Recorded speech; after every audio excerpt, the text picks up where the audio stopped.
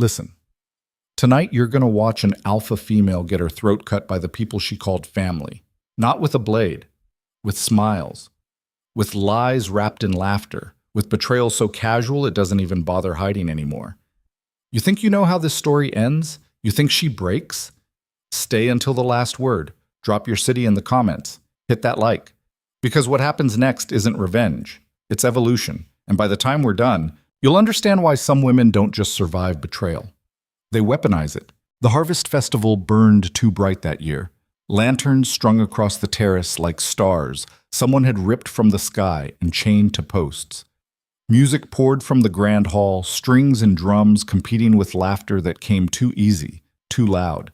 The kind of celebration that demanded you forget everything ugly about the world for one night.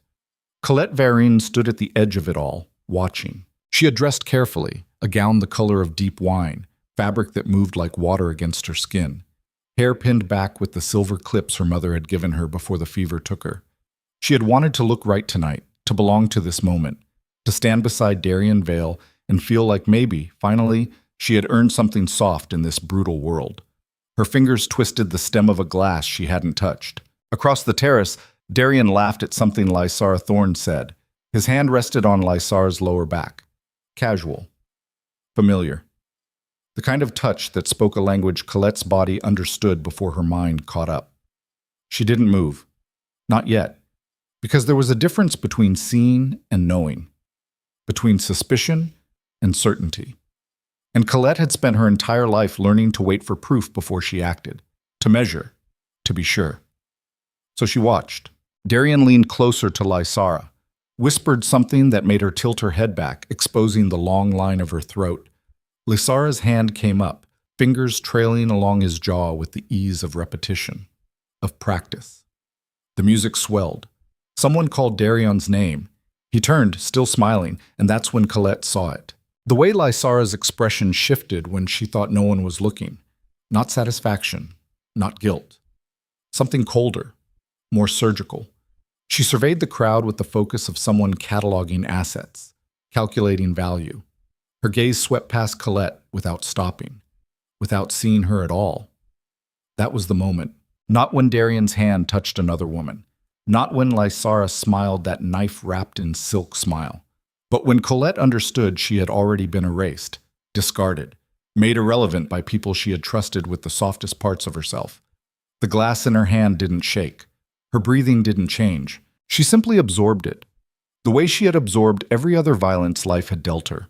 Her mother's death, her father's retreat into silence, the years of proving herself worthy in a world that measured worth by how much you could endure without breaking.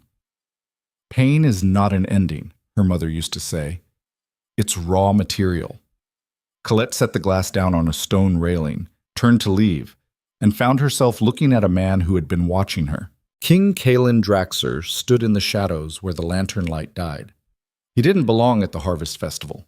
Kings didn't attend provincial celebrations unless they wanted something. And Kaelen Draxir was not a king who wanted anything he couldn't take.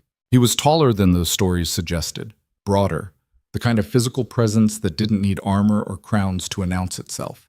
His face carried the geography of violence, scars that cut across his jaw, disappeared into his collar, eyes the color of winter steel that didn't blink, didn't soften, didn't pretend. He stepped forward, removed his coat, placed it across her shoulders. Not gently, not with the performance of chivalry, just the simple act of covering someone who had been left exposed. "You're shaking," he said. His voice had the texture of gravel, of something ground down and reformed harder than before. Colette looked down at her hands. They were steady as stone. "No," she said, "I'm not." Kaelen studied her with the focus of someone who had spent a lifetime reading people for weaknesses, for fractures, for the places where pressure made things collapse. He found none. "You should be," he said. "Why?" "Because what you just saw should break you." Colette met his gaze, held it. "It would have," she said, "if I was the person they thought I was." Something shifted in Kaelen's expression. Not surprise. Recognition. The festival continued behind them. Music, laughter, the careful choreography of people pretending tomorrow wouldn't come with its teeth already bared. "Come with me," Kaelen said. It wasn't a request. It wasn't an order. It was an offer extended to someone he considered capable of understanding what it meant. Colette should have asked where, should have demanded explanations, should have done any of the reasonable things a woman alone with a king known for his brutality should do. Instead, she stepped away from the railing, pulled his coat tighter around her shoulders, and followed. They walked through corridors Colette had never seen, past guards who didn't question, past doors that opened without keys. The palace transformed as they moved deeper. Less decoration, more function, stone that remembered what it was built for. Kaelen stopped at a door that looked like all the others. Opened it. Inside was a room that defied the palace's careful beauty. Maps covered every surface, documents stacked in precise towers, a single desk scarred with the evidence of decades. This was where the empire actually happened, where decisions were made that would never see sunlight. "Sit," Kaelen said. Colette remained standing. Kaelen's mouth curved, not quite a smile, the acknowledgement of someone who had just passed a test they didn't know they were taking. He moved to a cabinet, retrieved a bottle and 2 glasses, poured without asking if she wanted it, handed her one. "Do you know why I came to this festival?" he said. "No." "Because intelligence suggested a conspiracy. Nobles working to undermine the crown, using provincial celebrations to mask their meetings." Colette sipped. The liquid burned clean down her throat. "Did you find them?" "Yes." "And?" Kaelen set his glass down. "They're not the interesting discovery I made tonight." He watched her with the intensity of someone trying to see through walls, through skin, through the careful armor people built around their truest selves. "Tell me," he said, "what are you going to do?" "About what?" "About the man who just destroyed you in public, about the woman who orchestrated it while calling herself your friend, about the fact that everyone at that festival saw what happened and will pretend they didn't." Colette set her glass beside his. "I don't know yet, liar." The word hung between them, sharp, honest. Colette laughed, a sound without humor. "You're right," she said. "I do know. I'm going to understand it first, every piece, every decision that led to this moment, why they chose this night, this method, why they thought I wouldn't see it coming. And then? Then I'm going to make sure it never happens again." Kaelen circled the desk, leaned against it, arms crossed. "That's not revenge," he said. "No," Colette said. "It's survival. Survival is running, hiding. What you're describing is something else. What would you call it? Evolution." The words settled into the room like a stone dropped in deep water. Kaelen pushed off the desk, moved to the window that overlooked the terrace where the festival still raged, where Darian and Lysara probably hadn't noticed Colette's absence yet, where her erasure was already complete in their minds. "I've been where you are," he said. "Not the specifics, but the shape of it. The moment when you realized the people you trusted were never on your side. That loyalty was a fairy tale you told yourself to avoid seeing what was real. What did you do?" Kaelen's reflection in the glass went still. "I stopped pretending weakness was virtue, stopped believing that enduring made me noble. I looked at the world exactly as it was and decided I would either control it or be destroyed by it." He turned, and I chose control. The festival music drifted through the window, distorted by distance, by stone, by the gap between what people pretended and what people were. Colette felt something shift inside her, not breaking, crystallizing, pain compressed into structure, into purpose. "Why are you telling me this?" she said. "Because I see something in you that most people miss," Kaelen said. "They see softness, compassion, someone who can be used and discarded. But I see containment, pressure building behind a dam that's about to break. And what happens when it breaks?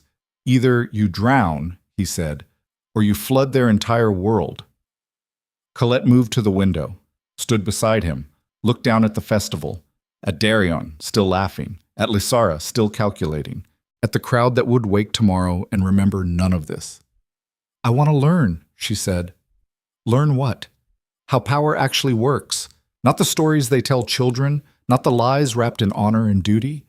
I want to understand the real mechanisms, the ones they hide because they only work if people don't see them." Kaelen studied her profile. "That knowledge has a price." "Everything does," Colette said. "The question is whether you're willing to pay it." And are you? Colette turned to face him fully. Ask me again after I've destroyed the people who tried to destroy me. Kaelen held her gaze for a long moment. Then he extended his hand, not as a king to a subject, not as a man to a woman, as one predator recognizing another. Colette took it, and somewhere deep in the foundation of who she had been, something fundamental gave way. Not collapse, metamorphosis.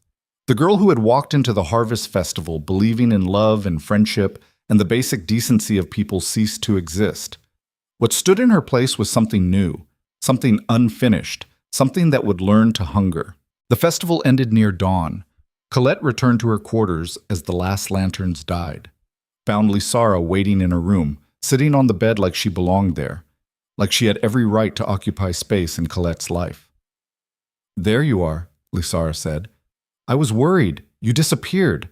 Her voice carried concern the way a blade carried polish. Shiny, sharp underneath. Colette closed the door. "Did I?" Lysara stood, moved closer with the careful grace of someone who had practiced seeming harmless. "Darian was looking for you. He wanted to introduce you to some of the northern merchants. Important connections." Colette set her small bag down, began removing the silver clips from her hair. How thoughtful of him. Lysara's smile flickered. "Are you angry about something?" "Should I be?" "I don't know. You seem different." Colette met her eyes in the mirror. "Different how?" "Colder," Lysara said. "Distant." The last clip came free. Colette's hair fell across her shoulders. "Maybe I'm just tired." Lysara moved closer, put a hand on Colette's shoulder. The gesture that had once meant comfort now felt like a leash, a claim of ownership. "You can talk to me," Lysara said. "About anything. You know that." Colette looked at the hand on her shoulder, at the rings Lysara wore. Expensive, new, the kind of jewelry that required patronage, investment from someone with resources, from someone like Darian. "I know," Colette said. Lysara squeezed once, then withdrew. "Get some rest. Tomorrow, there's a council meeting. Darian wants you there." "Of course he does," Colette said. After Lysara left, Colette stood at the window, watched the servants dismantle the festival, lanterns coming down, tables cleared, evidence of celebration erased as if it had never happened.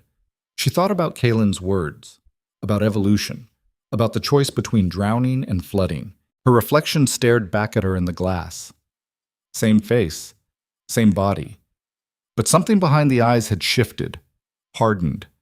She had spent her life being careful, being good, being someone people could trust and depend on and ultimately use. That version of Colette Varyn had died tonight. What was being born would take time, would take learning, would take a willingness to see the world stripped of every comfortable illusion. She pulled the curtains closed. Tomorrow, she would begin.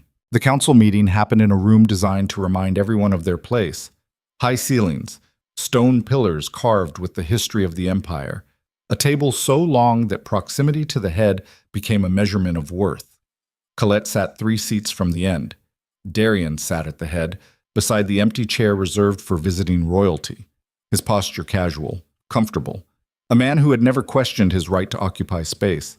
Lysara sat to his left, taking notes, her pen moving with the precision of someone recording everything, building files, creating leverage.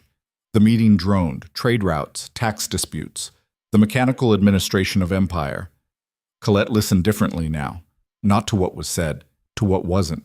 The pauses, the glances, the way certain topics got deflected while others received immediate attention. Power moved through the room like current through water, invisible unless you knew how to see it. Lord Breslin, an older noble with soft hands and hard eyes, spoke about northern tariffs, his words reasonable, his tone measured. But Colette noticed how Darian deferred to him, how Lysara's notes became more detailed when Breslin talked. This wasn't a council. It was theater. Decisions had already been made. This was just the performance of governance for those who still believed in such things. The meeting ended. People gathered in small clusters, forming the real conversations, the actual negotiations. Darian approached Colette. "You were quiet today," he said. "I was listening. Learn anything interesting?" His tone light, friendly, the voice of someone who had no idea he was being studied like an insect under glass. Colette smiled. Always, she said. Good. There's someone I want you to meet. Lord Breslin is looking for a scribe, someone trustworthy. I recommended you. Of course he did, because placing her in Breslin's service would give Darien eyes on one of the most powerful men in the province, would create obligation, would ensure Colette remained useful even after she'd been discarded romantically. That's generous, Colette said. You're talented. You deserve opportunities. He touched her arm. The gesture that used to make her heart flutter now felt like a brand, a mark of ownership. Think about it, he said. I will. After he walked away, Lysara materialized at Colette's shoulder. He's trying to help you, she said quietly. I know. You don't seem grateful. Colette turned to face her. I am. I'm just wondering what he gets in return. Lysara's expression flickered. For half a second, the mask slipped. Something cold and evaluating showed through. Then it was gone. You're being paranoid, Lysara said. Not everyone has ulterior motives. No, Colette said. Just the successful ones. She walked away before Lysara could respond. That night, Colette found her way back to Kaelen's study. The guards didn't stop her. The door opened before she knocked. Kaelen sat at his desk, reading reports by candlelight. You came back, he said without looking up. You knew I would. Suspected. Hope and knowledge are different things. Colette moved to the chair across from him, sat without being invited. I need to understand how Darien operates, she said, how he's building power, where the leverage points are. Kaelen set his papers aside. Why? Because he's trying to place me somewhere he can use me, which means there's a structure I'm not seeing, a bigger design. Kaelen leaned back. You're right. Darien Vale is a second son with no inheritance and significant ambition. He's been building a network for 3 years, placing people in key positions, creating debts, manufacturing crises he can solve. And Lysara is his architect. She sees patterns, understands how to move pieces without them knowing they're being moved. Together, they're dangerous. Colette absorbed this. What's their end goal? Power that doesn't depend on bloodline. They want to make themselves indispensable to the crown, to become the infrastructure the empire can't function without. Can they do it? If no one stops them, Kaelen said. Yes. The candles flickered. Shadows moved across the walls like living things. Teach me, Colette said. Teaching takes time. You want revenge. I want understanding. Revenge is just what happens when understanding becomes action. Kaelen stood, moved to a shelf lined with books that looked older than the palace. Most people think power is force, he said. Armies, wealth, the ability to compel through threat. But real power is subtler. It's being the person who controls the information, who understands the dependencies, who can make the world arrange itself around them without ever raising their voice. He pulled a volume down, handed it to her. Start here. Histories of court politics. Not the official versions. The actual mechanisms. How kingdoms fell not to invasion, but to internal collapse, engineered by people who understood leverage. Colette opened the book. The pages smelled like time and secrets. This is forbidden knowledge, she said. All useful knowledge is, Kaelen said. That's how you know it's real. Over the following weeks, Colette's education began. She spent her days performing the role Darien and Lysara expected, agreeable, useful, fading into the background of their plans. She spent her nights learning warfare, not the kind fought with swords, the kind fought with information. Kaelen taught her to read financial records, to spot the gaps where money disappeared, to understand how debts created chains of obligation stronger than steel. He showed her how to map social networks, who owed whom, who needed what, where the pressure points lived in every relationship. He explained timing, how the same action could be devastating or meaningless depending on when it occurred. And slowly, Colette began to see the world differently, not as a place of random events and honest interactions, but as a system of forces acting on each other, of cause and effect, of designs hidden inside designs. She learned that Darien's generosity was always transactional, that every gift came with invisible strings, that his charm was a tool honed through practice to make people want to be useful to him. She learned that Lysara's friendship had been manufactured from the beginning, that she had studied Colette like a project, identified her weaknesses, built trust specifically to exploit it later. And she learned the most dangerous truth of all, that she had let it happen. Not because she was stupid, but because she had wanted to believe the world was softer than it was, that people could be trusted, that love meant something, that innocence had been a choice, and now she was choosing something else. 1 month after the Harvest Festival, Lord Breslin made his offer official, a position as his personal scribe. Good pay, proximity to power. Darien delivered the news personally. It's a great opportunity, he said. Breslin specifically asked for you. Because you told him to, Colette thought. She smiled. I'm honored. You'll start next week. This is good for your future, Colette. Trust me. I do, she said. The lie tasted like metal, clean, surgical. After he left, Colette went to Kaelen's study. They made their move, she said. He looked up from his maps. Breslin? Yes. And you accepted? Of course. But I need to know what they're planning. Why Breslin specifically? Kaelen gestured to the documents spread across his desk. Breslin controls the northern trade routes. He's also in massive debt.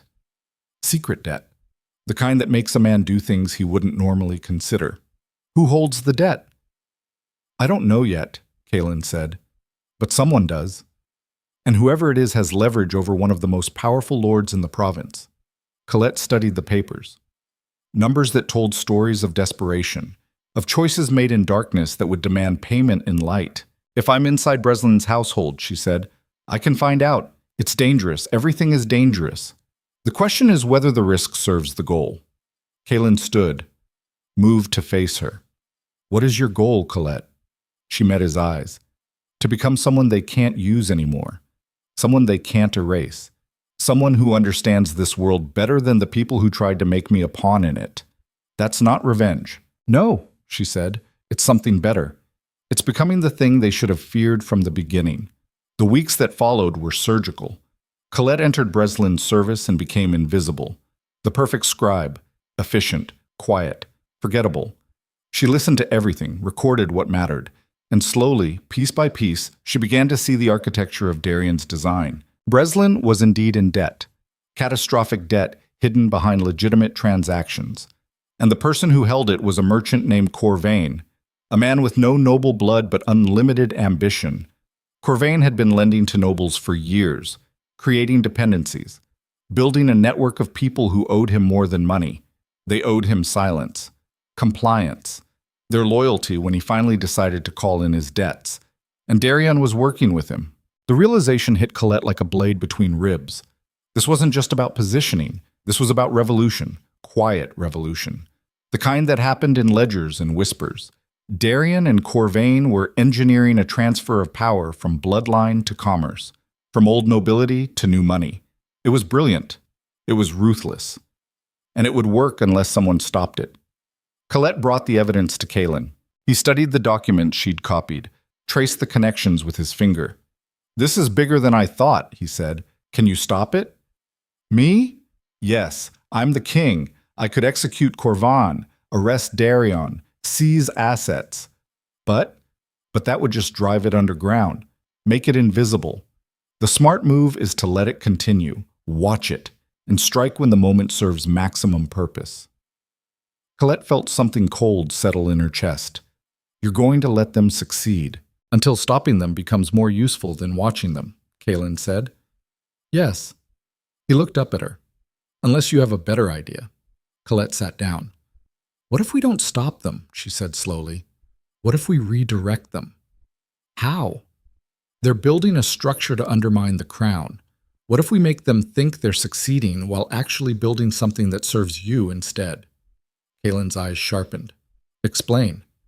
Colette leaned forward. Corvain wants power. Darien wants legitimacy. They both need the appearance of success to attract more support. What if we give them wins? Small ones. Visible ones.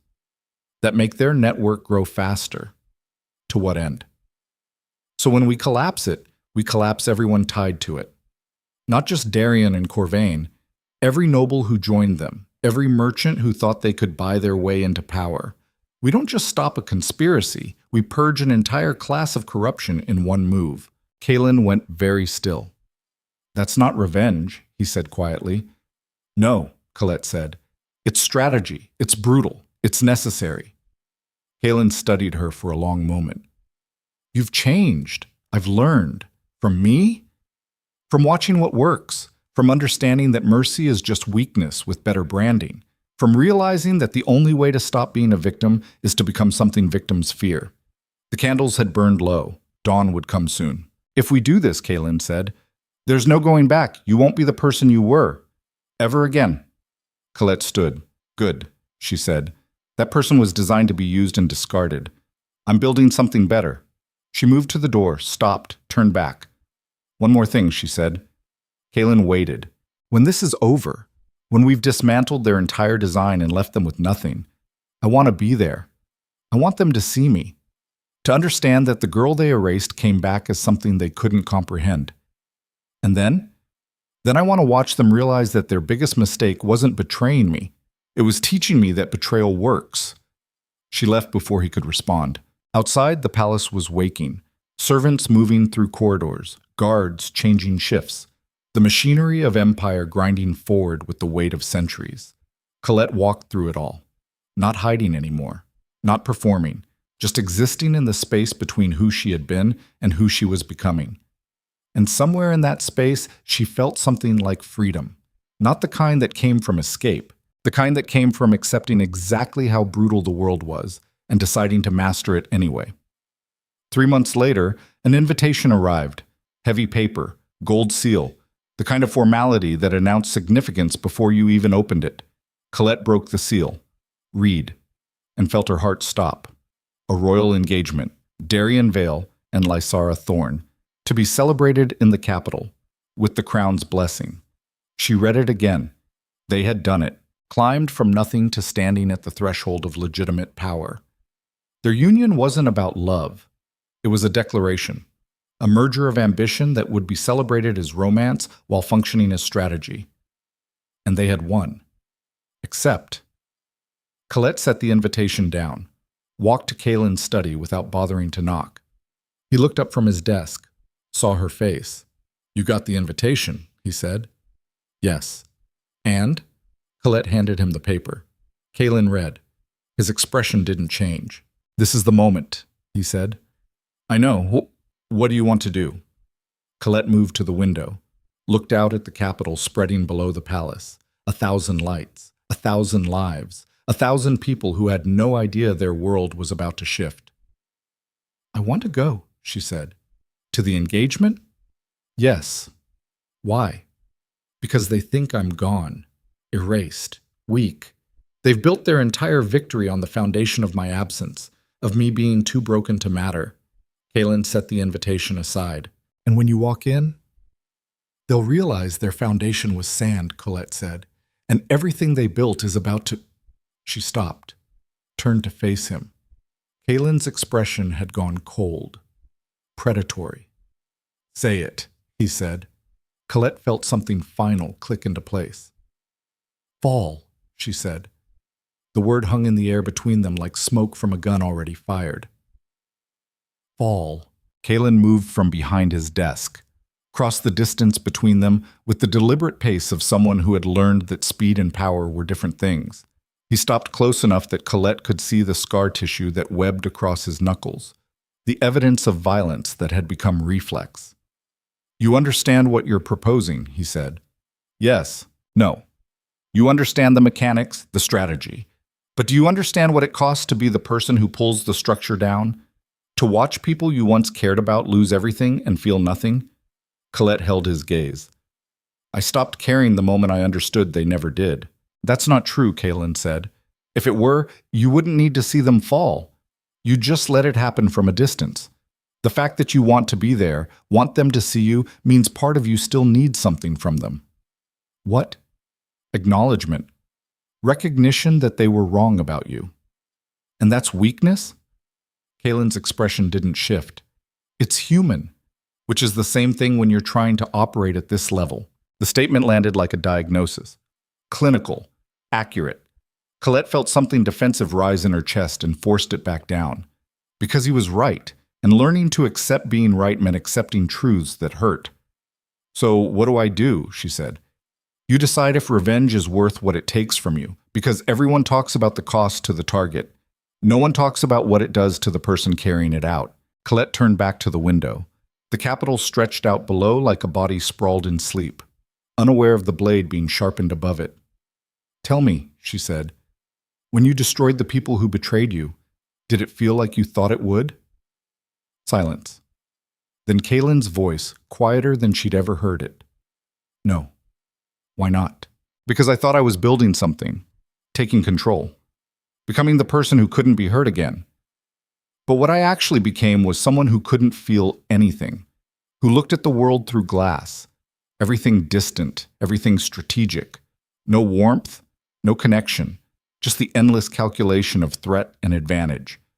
He moved beside her, shoulder to shoulder, two predators looking down at prey neither of them needed to hunt anymore. "I'm not telling you not to do this," he said. "I'm telling you to know what you're choosing, because once you cross certain lines, you don't come back. The person you are right now, the one who still feels the wound, who still remembers what it was like to trust, she dies. And what replaces her is effective, powerful, untouchable, but also alone in ways that have nothing to do with having people around you." Colette absorbed this. Let it settle. "You're saying I'll win but lose myself. I'm saying the self you lose might be the only part worth keeping." The sun was rising now, light breaking over the eastern towers, a new day performing the same ancient routine. "What if I'm willing to pay that price?" Colette said. "Then you're more like me than I thought," Kaelen said. "And I don't know if that's something to celebrate or mourn." Colette turned to face him fully. "Teach me how to do it right, how to dismantle them without it dismantling me." "Can't be done," Kaelen said. "That's the transaction. Power for humanity, control for connection. You pay in pieces of yourself you'll never get back." "Then I'll pay," Colette said, "because being powerless cost me everything anyway. At least this way I choose what I'm trading."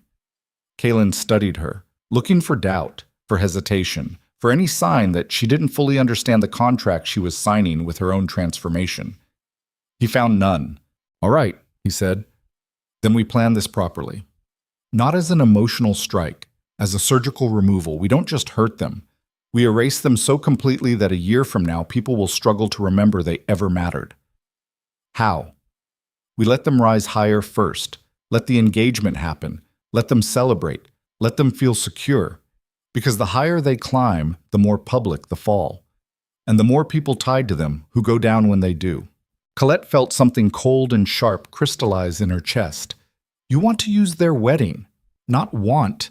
Need. It's the perfect moment. Maximum visibility. Maximum investment from everyone in their network. One stroke that severs every connection they've built. That's 3 months away. Which gives us time to ensure the trap is perfect. That every piece of evidence is positioned. That every witness is prepared. That when we pull the trigger, there's no defense, no escape, no possibility of recovery." Colette moved back to the desk, looked at the maps and documents that covered it. The empire rendered in paper and ink, all these lives reduced to positions on a board. "What do you need from me?" she said. "Everything Breslin shows you. Every conversation you overhear. Every document that crosses your hands. We build a complete picture, find every person in their network, every transaction, every secret, and then we decide the order of demolition." The way he said it, like discussing architecture, like planning a building's construction by designing its collapse. "This is what you meant," Colette said, "about becoming someone who sees the world through glass." "Yes, and you think I'm not ready for it." "I think you're extremely ready for it," Kaelen said, "which is what worries me." "Why?" "Because people who are ready for this kind of transformation usually needed to be. Usually got broken so badly that becoming cold was the only way to survive. And watching someone choose that, knowing what it costs, knowing they'll succeed." He stopped. Kaelen never stopped mid-sentence. Colette waited. "It reminds me of watching myself," he said finally. "Years ago. Making the same choice. And knowing I couldn't be talked out of it because the person I was had already died, I was just deciding what to build with the remains. Is that what I'm doing?" Kaelen met her eyes. "Yes." "Then we're wasting time talking about it," Colette said. "Show me what needs to be done." For the next 3 months, Colette lived in two worlds simultaneously. In one, she was Lord Breslin's scribe, competent, invisible, recording trade agreements and correspondence with the mechanical efficiency of someone who had no thoughts beyond the task at hand. In the other, she was a student of warfare studying for a final exam written in other people's destruction. She learned that Breslin's debt to Corvain was even worse than the initial document suggested. The merchant had him leveraged beyond recovery. Every decision Breslin made had to be cleared through intermediaries who reported to Corvain. The Lord was a puppet, wearing his own face. She learned that Darian's network extended further than anyone suspected. 12 nobles in various stages of financial entrapment, 18 merchants who owed their current positions to Corvain's capital, a web of obligation that reached into the military, the courts, even the lower ranks of the church. She learned that Lysara kept detailed records of everything, names, dates, compromising information stored in cipher that Colette spent weeks breaking. Insurance, probably. Against the day when Darian's ambition exceeded his usefulness and Lysara needed leverage to survive the separation. And she learned something else, that operating at this level required a kind of emotional distance she hadn't known was possible. She would sit across from Breslin during dinner, listening to him talk about his grandchildren, knowing that in 3 months his name would be destroyed and his family legacy erased. And she felt nothing. No guilt, no hesitation. Just the clean mechanical recognition of cause and effect. She would pass Lysara in the corridors, receive a smile and a casual greeting, and smile back with perfect warmth while mentally cataloging which pieces of evidence would hurt most when deployed. She would see Darian at court functions, watch him work a room with practiced charm, and understand exactly how that charm would curdle into revulsion when people learned what it had been concealing. The glass Kaelen had warned about was forming, and Colette welcomed it, because the alternative was feeling the constant low-grade pain of being near people who had tried to erase her, of maintaining the performance of normalcy while preparing their annihilation. Better to feel nothing, cleaner, more efficient. She brought this realization to Kaelen one night in his study. "I think I understand now," she said, "what you meant about the cost." He looked up from the report he'd been reading. "Tell me." "I spent all day with people I'm going to destroy, had conversations, shared meals, and I felt nothing, not anger, not satisfaction, just this calm certainty that they were already finished and didn't know it yet." Kaelen set the report aside. "And how does that feel? Like I'm becoming something I don't recognize." "Good." "Good?" "Recognition means attachment to who you were," Kaelen said. "The fact that you don't recognize yourself means the transformation is working.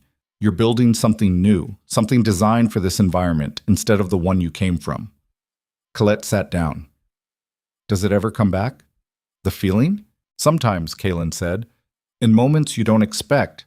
You'll see something that reminds you of who you were. Kindness, trust, softness. And for a second you'll remember what it felt like to be that person. And then the moment passes and you're back in the cold. Does it get easier? No, you just stop noticing." The candles flickered. Outside, rain had started, the sound of it against the windows like static. "There's something else," Colette said. Kaelen waited. "I'm starting to understand you differently. Why you operate the way you do. Why everything is strategy. Why you don't let anyone close. And I think I'm becoming the same thing." Kaelen stood, poured 2 glasses of something dark from a bottle that looked older than empires, handed her one. "To transformation," he said. Colette raised her glass. "To survival." They drank. The liquid burned going down. Tasted like smoke and time and all the things people learned to swallow when softness became a luxury they couldn't afford.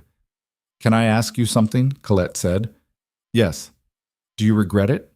Becoming this?" Kaelen looked at his glass, at the liquid that caught light and held it. "Every day," he said. "And never. Regret implies I had a choice, but the world I existed in had already decided what I needed to be to survive it.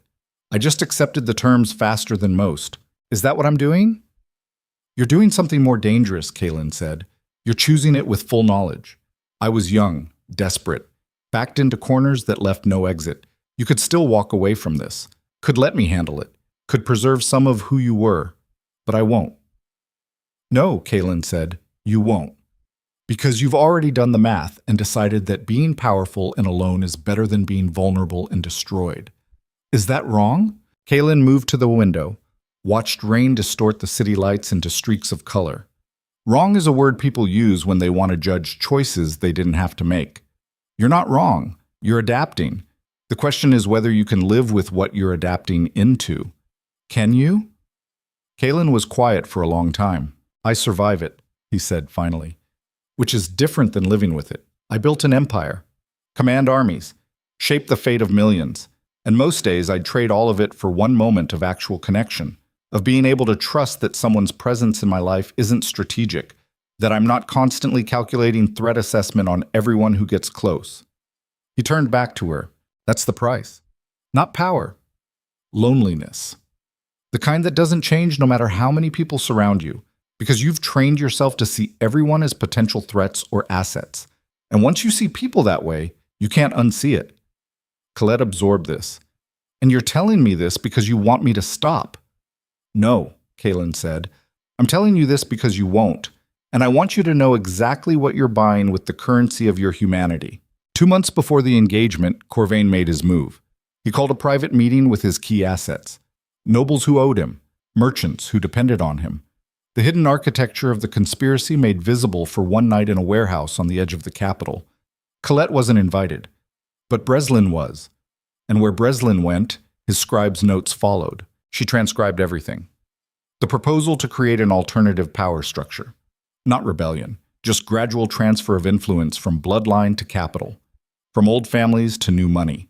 A slow coup executed through ledgers and loans. Corvain spoke with the confidence of someone who had already won. He laid out timelines, targets, specific nobles whose positions would be assumed by people in this room. He promised returns. Security. The end of arbitrary power exercised by birth instead of merit. It was almost beautiful in its logic. Almost convincing. Except Colette had learned to see past logic into motivation. And what motivated Corvain wasn't justice. It was hunger. The same hunger that motivated Darian. The need to prove that power could be seized by anyone willing to be ruthless enough. She brought the transcription to Kaelen that night. He read it twice, then set it down and looked at her with something that might have been pride or might have been concern or might have been both things occupying the same space. This is it, he said. The complete conspiracy.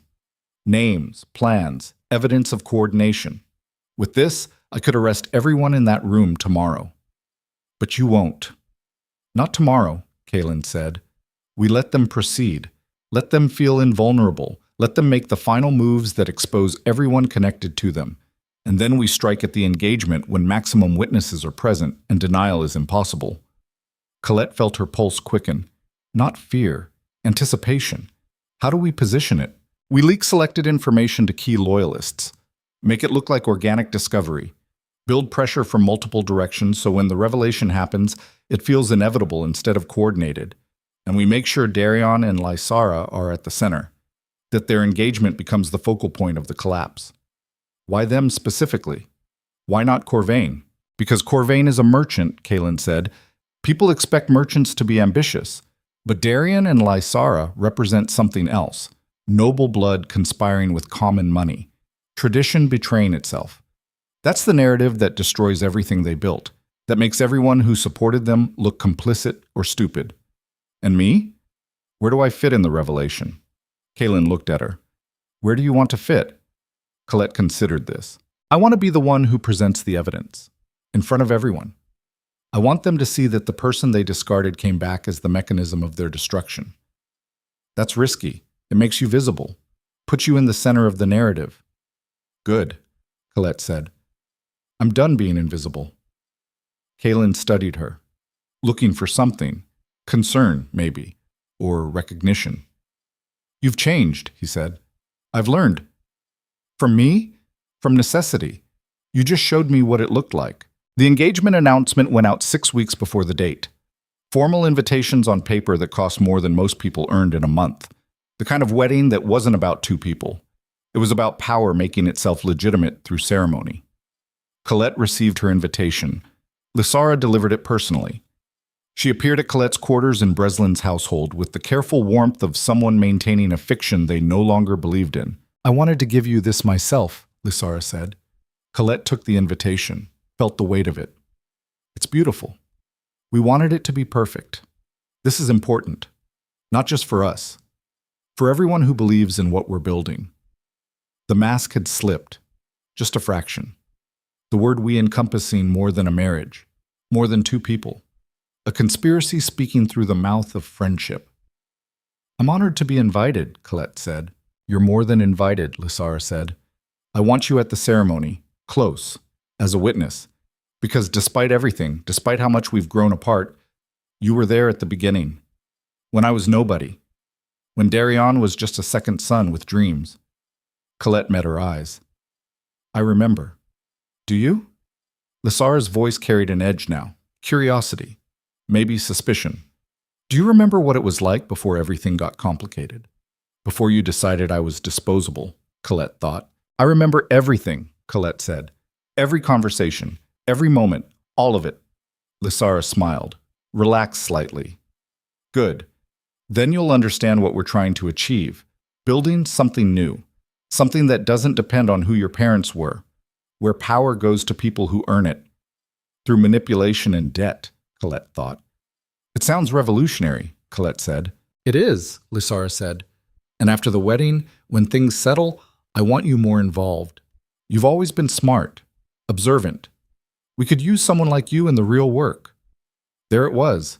The offer extended not as friendship, but as recruitment, as absorption into their design. "I'd like that," Colette said. The lie came easily now, smooth as glass. After Lysara left, Colette sat with the invitation in her hands. 6 weeks, 42 days, 1,008 hours until everything Darian and Lysara had built turned to ash in their mouths. She should have felt something, excitement, anticipation, even fear. But there was only the cold, clean certainty of watching a clock count down to an explosion already set. The glass was complete now. She was operating entirely behind it.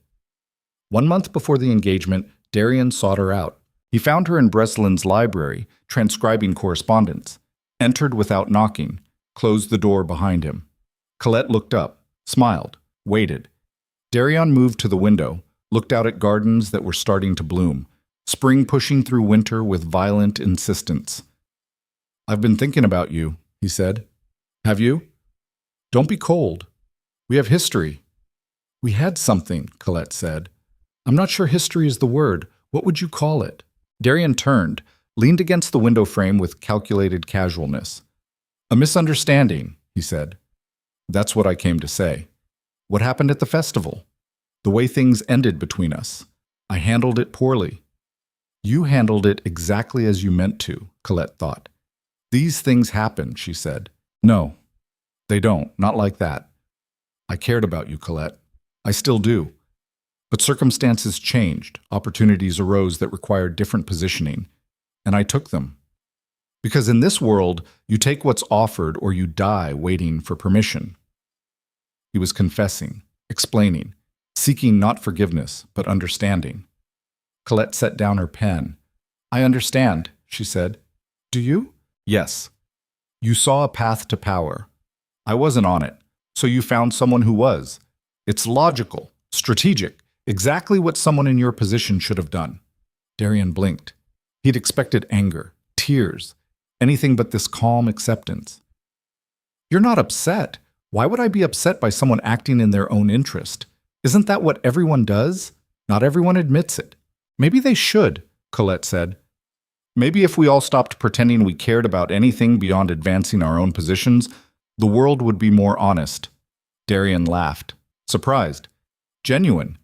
"When did you become so cynical?" "When I started paying attention," Colette said. He moved closer, sat on the edge of the desk. "Lysara was right about you. You're wasted in transcription work. You should be in the real conversations, making actual decisions." "What conversations?" "The ones that matter. The ones where power actually moves. After the wedding, when things stabilize, I want to bring you in. Really in, to the core of what we're building." Colette tilted her head. "And what are you building, Darian?" A new empire, he said, one that doesn't depend on which family you were born into, where intelligence and will matter more than bloodline, where people like us, people who started with nothing, can rise as high as our abilities take us. Beautiful words wrapped around brutal ambition. Colette stood, moved to face him directly. That sounds dangerous, she said. It is, Darian said.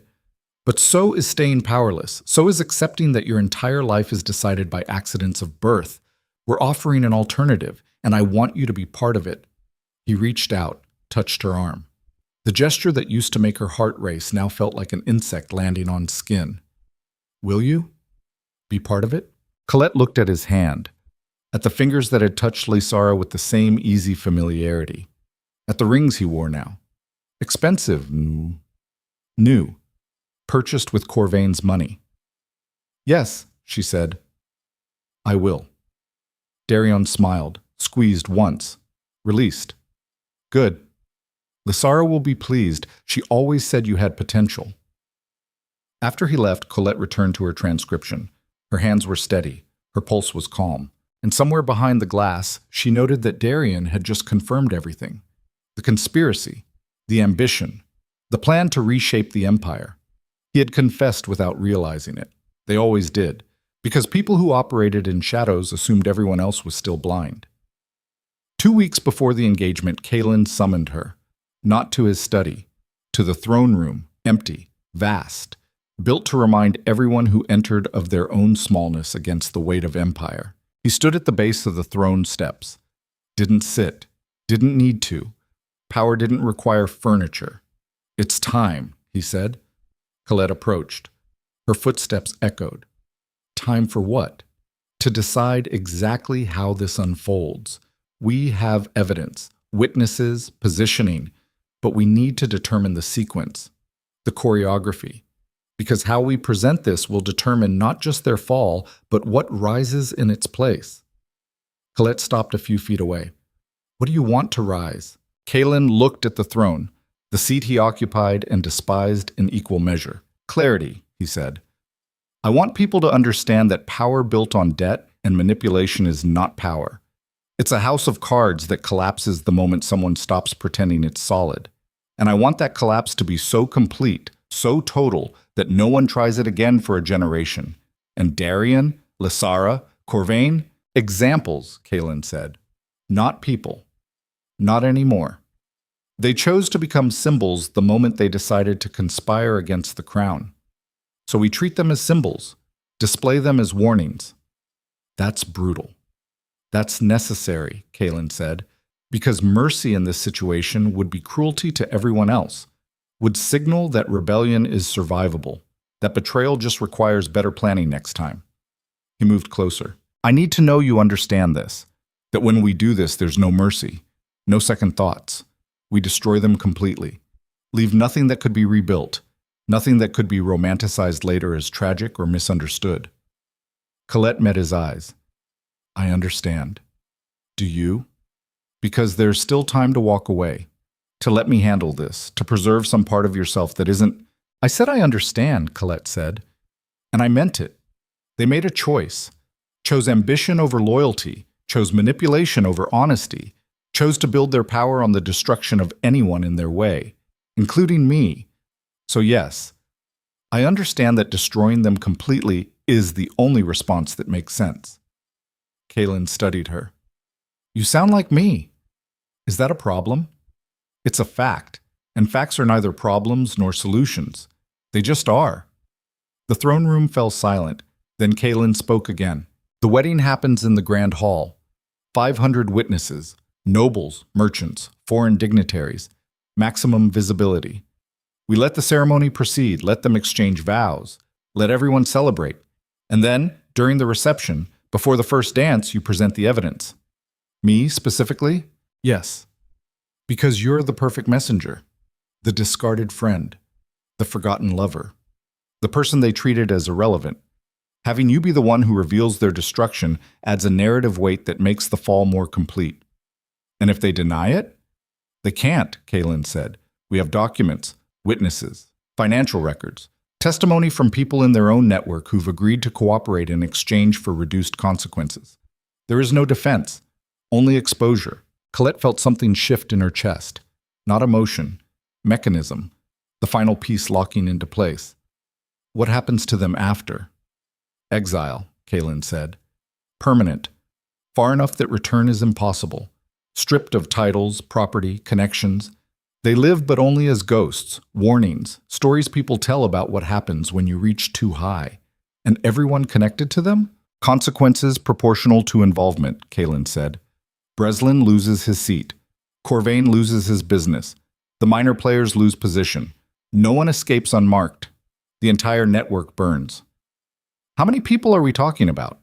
43 families directly implicated, another 100 indirectly tied. By the time we're done, the entire political landscape of the northern provinces will have been reshaped. That's not revenge, Colette said. That's revolution. No, Kaelen said. Revolution implies building something new. This is just removal, cutting out corruption. What grows in its place remains to be seen.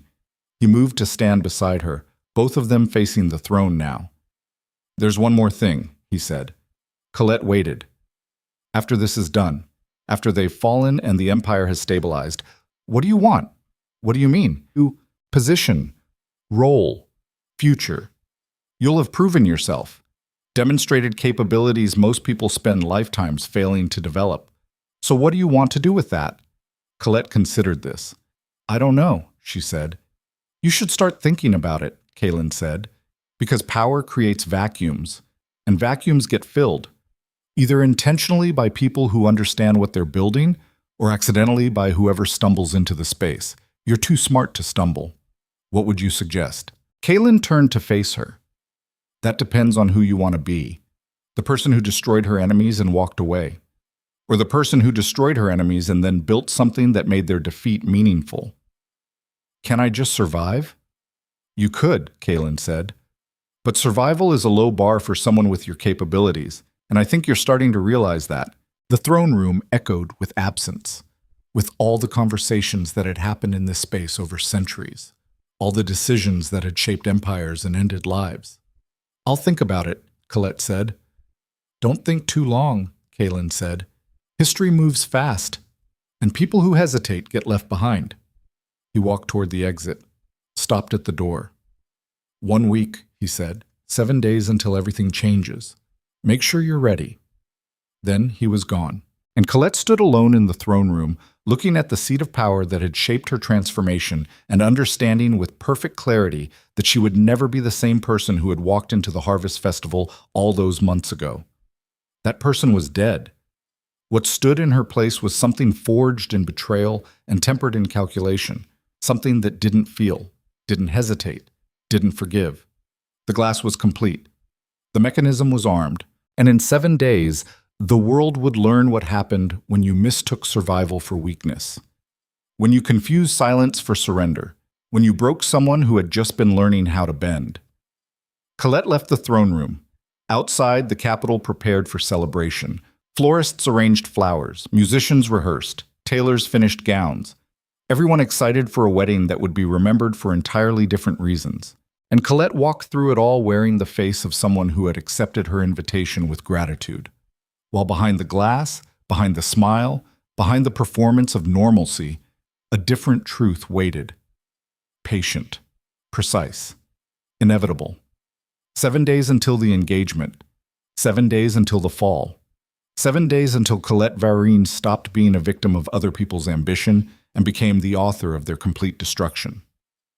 The countdown had begun, and there was no stopping it now. 7 days collapsed into hours with the mechanical efficiency of a countdown designed by someone who understood that anticipation was its own form of torture. Colette didn't sleep the night before the engagement, not from nerves, from clarity. The kind of wakefulness that came when every variable had been calculated, every contingency mapped, every possible outcome accounted for and prepared against. She sat in her quarters reviewing the evidence one final time. Documents arranged in perfect sequence, each piece building on the last, each revelation positioned to land with maximum impact. Financial records showing debt manipulation. Correspondence proving conspiracy. Testimony from witnesses who had agreed to speak in exchange for mercy they probably didn't deserve, but would receive anyway because justice was never as clean as people wanted it to be. It was perfect. Too perfect. The thought arrived unbidden, unwelcome. A splinter of doubt in the smooth surface of certainty. Colette pushed it away. Doubt was weakness. Hesitation was death. She had learned this, had it carved into her by months of watching how power actually moved, by studying Kaelen's methods, by understanding that the people who survived weren't the ones who second-guessed themselves in the final hours. They were the ones who committed completely. So she committed, dressed in the gown she'd chosen weeks ago, deep emerald that caught light like water-catching moonlight, hair arranged with calculated simplicity, jewelry minimal. She didn't need decoration. The evidence she carried was ornament enough. The grand hall had been transformed into something that bordered on obscene in its beauty. Flowers hung from every surface, candles numbered in the thousands, music played by musicians who had trained their entire lives for moments like this. The Empire's elite gathered in silk and jewels, and the careful performance of people who understood they were being watched by everyone else doing the same thing. Colette arrived early, positioned herself where she could observe without being observed, where she could watch the pieces move into place. Darian entered first, wearing confidence like armor, moving through the crowd accepting congratulations with the ease of someone who believed he had already won, who thought the hardest part was over, that marrying Lysara was the finish line instead of the starting point of everything he'd actually built. He didn't see Colette. Of course he didn't. She had spent months becoming invisible, becoming irrelevant, becoming exactly what they needed her to be so they would never suspect what she'd actually become. Lysara arrived 20 minutes later, the bride. Wearing white like innocence was something that could be purchased with expensive fabric and careful tailoring. Her smile was radiant, practiced. The expression of someone who had studied how joy was supposed to look and reproduced it with technical precision. She scanned the crowd with eyes that never stopped calculating, cataloging who attended, who didn't, what alliances were being signaled through presence and absence. Her gaze passed over Colette without stopping. The ceremony began. Words about love and partnership and building futures together. Promises made in front of witnesses who would hold them accountable. Or who were supposed to. In a world where words meant what they said instead of whatever served the speaker's interests, Colette watched with the detachment of someone observing a play she'd already read. She knew every line, every beat, every moment that was supposed to matter, and she waited for her cue. The moment when the ceremony ended and the reception began, when champagne started flowing and people relaxed into celebration, when guards shifted from alert watchfulness to casual presence because the formal part was over and now everyone could just enjoy themselves. That was when Kaelen would signal her, when she would step forward with evidence that would turn celebration into catastrophe in the space between heartbeats. The ceremony concluded. Darian and Lysara kissed to applause that echoed off stone walls built to amplify the sounds of power. The crowd shifted toward the reception hall. Servants appeared with drinks. Musicians changed tempo from solemn to celebratory. Colette moved with the flow, positioned herself near the center of the room where visibility was maximum, where everyone would see what happened next. She caught Kaelen's eye across the crowd. He stood near the throne, watching, waiting. Their eyes met, and something in his expression made Colette's pulse spike for the first time in months. Not the signal she expected. Something else. Warning. Before she could process what that meant, the doors burst open. Not guests arriving late. Guards. Royal guards in full armor, weapons drawn, moving with the precision of people executing orders they'd rehearsed. The crowd fell silent. Music stopped mid-phrase. And through the doorway walked a man Colette had never seen before but recognized instantly from descriptions. General Thrain Corvas, commander of the Eastern Legions. A man whose loyalty to the crown was supposed to be absolute, who had spent 30 years defending the Empire against external threats. He walked directly to Kaelen, didn't bow, didn't kneel, just stood there with the posture of someone delivering a message they'd been waiting years to deliver. By order of the High Council, General Corvas said, his voice carrying across the silent hall, King Kaelen Draxir is hereby removed from authority pending investigation into charges of conspiracy, treason, and abuse of power. The words landed like stones dropped in still water, ripples spreading outward. Confusion, becoming comprehension, becoming chaos. Kaelen didn't move, didn't react, just stood there with the expression of someone who had seen this coming but hoped they were wrong. On what evidence? Kaelen said quietly. On evidence provided by loyal subjects who could no longer stand silent while you conspired to manufacture charges against innocent nobles, while you used your position to eliminate political rivals, while you transformed the mechanisms of justice into weapons of personal revenge. Corvas gestured. More guards entered. These ones carrying documents, boxes of them, files and correspondence and evidence that looked disturbingly similar to what Colette had compiled, but inverted, reversed, turned into accusations against Kaelen instead of Darien. Colette felt something cold flood her chest. Not panic. Recognition. The shape of catastrophe she hadn't seen coming because she'd been looking in the wrong direction. Here's what people who study power never tell you: that the architecture of control is less about force and more about narrative, about who gets to tell the story first, about who controls the framework through which everyone else interprets events. Kaelen had taught her to see systems, to map dependencies, to understand leverage. But he'd never explained the most fundamental truth of all: that in any conflict between competing narratives, the one presented first becomes the lens through which all subsequent information gets filtered. Everything that comes after has to fight against that initial framing, has to overcome the cognitive inertia of people who have already decided what they believe. This is why propaganda works, why first impressions matter, why the person who strikes first in a political conflict almost always wins regardless of what the truth actually is. Because truth is not a fixed thing, it's a construction. A story built from selected facts arranged to support a predetermined conclusion. And whoever builds that story first controls reality for everyone watching. Among the nobles providing testimony, Corvas continued, are Lord Darien Vale and Lady Lysara Thorne, who have documented systematic abuse of power, including the fabrication of evidence against Merchant Corvain and numerous other innocent parties. Darien stepped forward, face arranged in careful concern. "It pains me to speak against my king," he said, "but loyalty to truth must exceed loyalty to position. For months I've watched King Kaelen manipulate situations, plant evidence, use his authority to destroy anyone he perceived as a threat. I remained silent, hoping he would stop. But today, at what should be a celebration of unity, I can no longer stand by while he prepares to execute another round of false accusations." Lysara moved beside him, her expression perfectly calibrated grief. "He approached us weeks ago," she said, "demanded we provide false testimony against Corvain, Ish, and others. When we refused, he threatened us, promised to destroy our reputations if we didn't cooperate. We've been living in fear, documenting everything, hoping someone with authority would listen." The crowd murmured, shifted, the careful choreography of people recalculating their positions based on new information. Colette looked at Kaelen. His face had gone absolutely still, the expression of someone behind glass so thick that nothing external could reach them anymore. Their eyes met across the room, and in that moment, Colette understood. She had been outplayed, not by better strategy, by people willing to lie more boldly than she'd anticipated, to take her own methods and weaponize them first, to understand that in a world where truth was whatever could be proven, the person who presented evidence first controlled the narrative.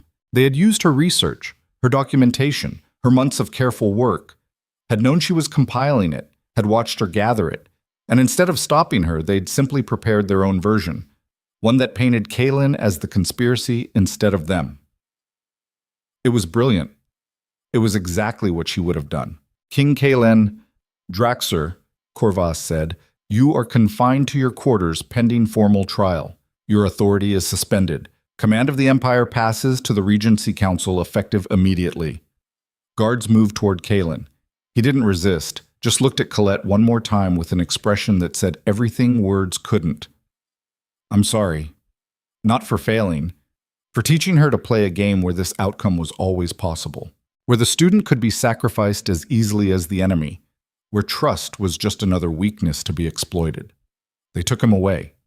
The crowd erupted into conversation, speculation, the performance of shock from people who were already calculating how this changed their positions. Colette stood frozen, mind racing through possibilities. She could present her evidence now, could step forward and reveal what she knew, could try to fight narrative with counter-narrative, but she'd already lost. Because they'd presented first, had established the framework, had positioned themselves as victims. Anything she said now would sound like defense of a fallen king, like the desperate claims of someone complicit in his crimes. They had trapped her in silence, made her evidence useless by inverting it first. Darian approached, Lysara beside him, both wearing expressions of careful sympathy. "I know this must be difficult," Darian said quietly. "You trusted him. We all did. But sometimes the people closest to power are the last to see its corruption." Lysara touched Colette's arm, the gesture gentle, concerned. "If he approached you too," she said, "if he asked you to help manufacture evidence, you should come forward. The Council is offering immunity to anyone who cooperates, who admits they were coerced." Colette looked at them both, at Darian's face arranged in perfect sincerity, at Lysara's eyes that never stopped calculating, at the trap they'd built around her, where speaking would implicate her, where silence would protect them. And she understood the final lesson Kaelen had tried to teach her, that in this world, the person who went first controlled everything, and she had waited too long. "I wasn't approached," Colette heard herself say. "I don't know anything about manufactured evidence." The lie came automatically. Self-preservation overriding everything else. Darian nodded, squeezed her shoulder. "Good. Then you have nothing to worry about. Just stay quiet. Let this process unfold. Justice will prevail." They moved away, back to their celebration, back to their moment, back to the triumph they'd orchestrated while Colette had been focused on orchestrating theirs. The reception continued. Music resumed. People drank and danced and pretended the arrest of a king was just an unfortunate interruption to an otherwise lovely evening. Colette walked to the terrace, the same terrace where the Harvest Festival had happened, where this entire sequence had begun. She stood at the railing, looking out at the Capitol, at the lights spreading below like a map of everything she'd tried to understand and failed to see clearly enough. Behind her, someone approached. She didn't turn, didn't need to. Lord Breslin's voice came quietly. "You compiled evidence against them. I saw it. Months of documentation. Yes. And you were going to present it tonight." "Yes." "But they moved first." "Yes." Breslin moved beside her, hands on the railing, an old man who had survived decades of court politics by understanding when to speak and when to be silent. "They knew," he said, "the entire time. They knew what you were doing, what Kaelen was planning, and they used it." "How?" Breslin was quiet for a moment. "Because I told them," he said finally. The words hung in the air like smoke from a gun fired point blank. Colette turned slowly. Breslin wouldn't meet her eyes. "You think you're the only one who understands survival? The only one who learned to trade loyalty for position? I've been feeding them information for months. Every document you showed me, every conversation, every piece of evidence you compiled. They knew it all before Kaelen did." "Why?" "Because Corvain owns me," Breslin said. "Owns me so completely that I have no choice. And when Darian approached me and said I could either cooperate or be destroyed alongside Kaelen, the choice was obvious." He finally looked at her. "I'm sorry. Truly. You're brilliant. You would have succeeded if you'd been working with accurate information. But you weren't. You were working with what we let you see, building a case we designed to fail. Think about what betrayal actually is. Not the act itself, but the mechanism, the architecture of it. Betrayal requires proximity, requires trust as prerequisite. You cannot betray someone who never believed in you, cannot stab a back that was never turned toward you in vulnerability. This is why the deepest wounds come from the people closest to us. Why the most devastating collapses come from within rather than without. An empire can withstand external invasion if its internal structures hold. But let those structures rot from the inside. Let the people trusted with foundations hollow them out while maintaining the appearance of support, and the whole thing comes down with barely a push. Breslin had been that rot, had been positioned perfectly, close enough to see everything, trusted enough to access everything, and compromised enough to sacrifice everything when the price was right.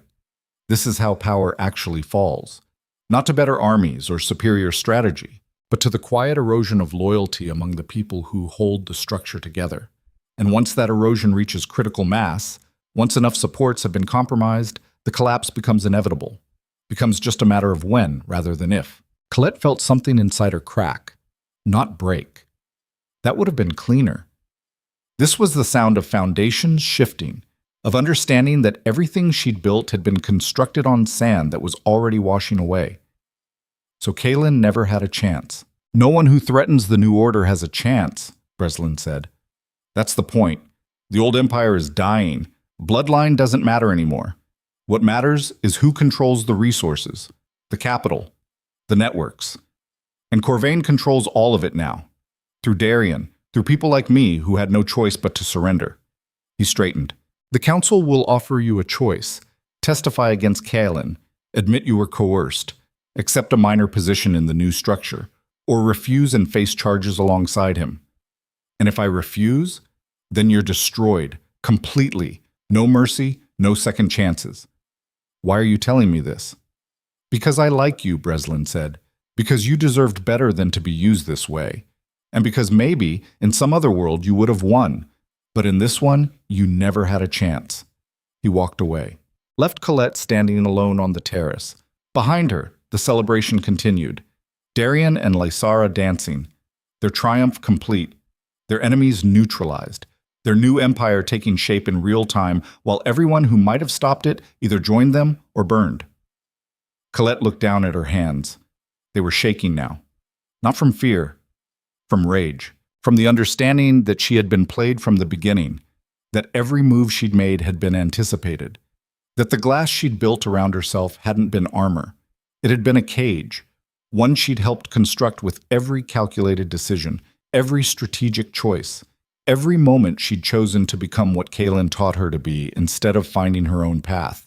She had learned all the right lessons, and they had still destroyed her. The realization was almost beautiful in its completeness. She needed to think, to process, to understand how complete the trap was before she decided how to respond. Colette left the terrace, moved through corridors she'd memorized, found her way to the small chapel attached to the palace, empty at this hour. Everyone was at the reception, celebrating the wedding, celebrating Kaelen's fall, celebrating the birth of a new order built on the ashes of the old. She sat in the back row, let the silence settle around her, and started doing the math. They had her evidence, had known about it for months, had prepared counter-evidence that inverted everything she'd compiled, had positioned themselves as victims, had arrested Kaelen before she could present anything, had offered her a choice between complicity and destruction. The trap was complete. Every exit sealed, every option controlled. She could testify against Kaelen, save herself, become part of their narrative as the coerced assistant who finally saw the truth and cooperated.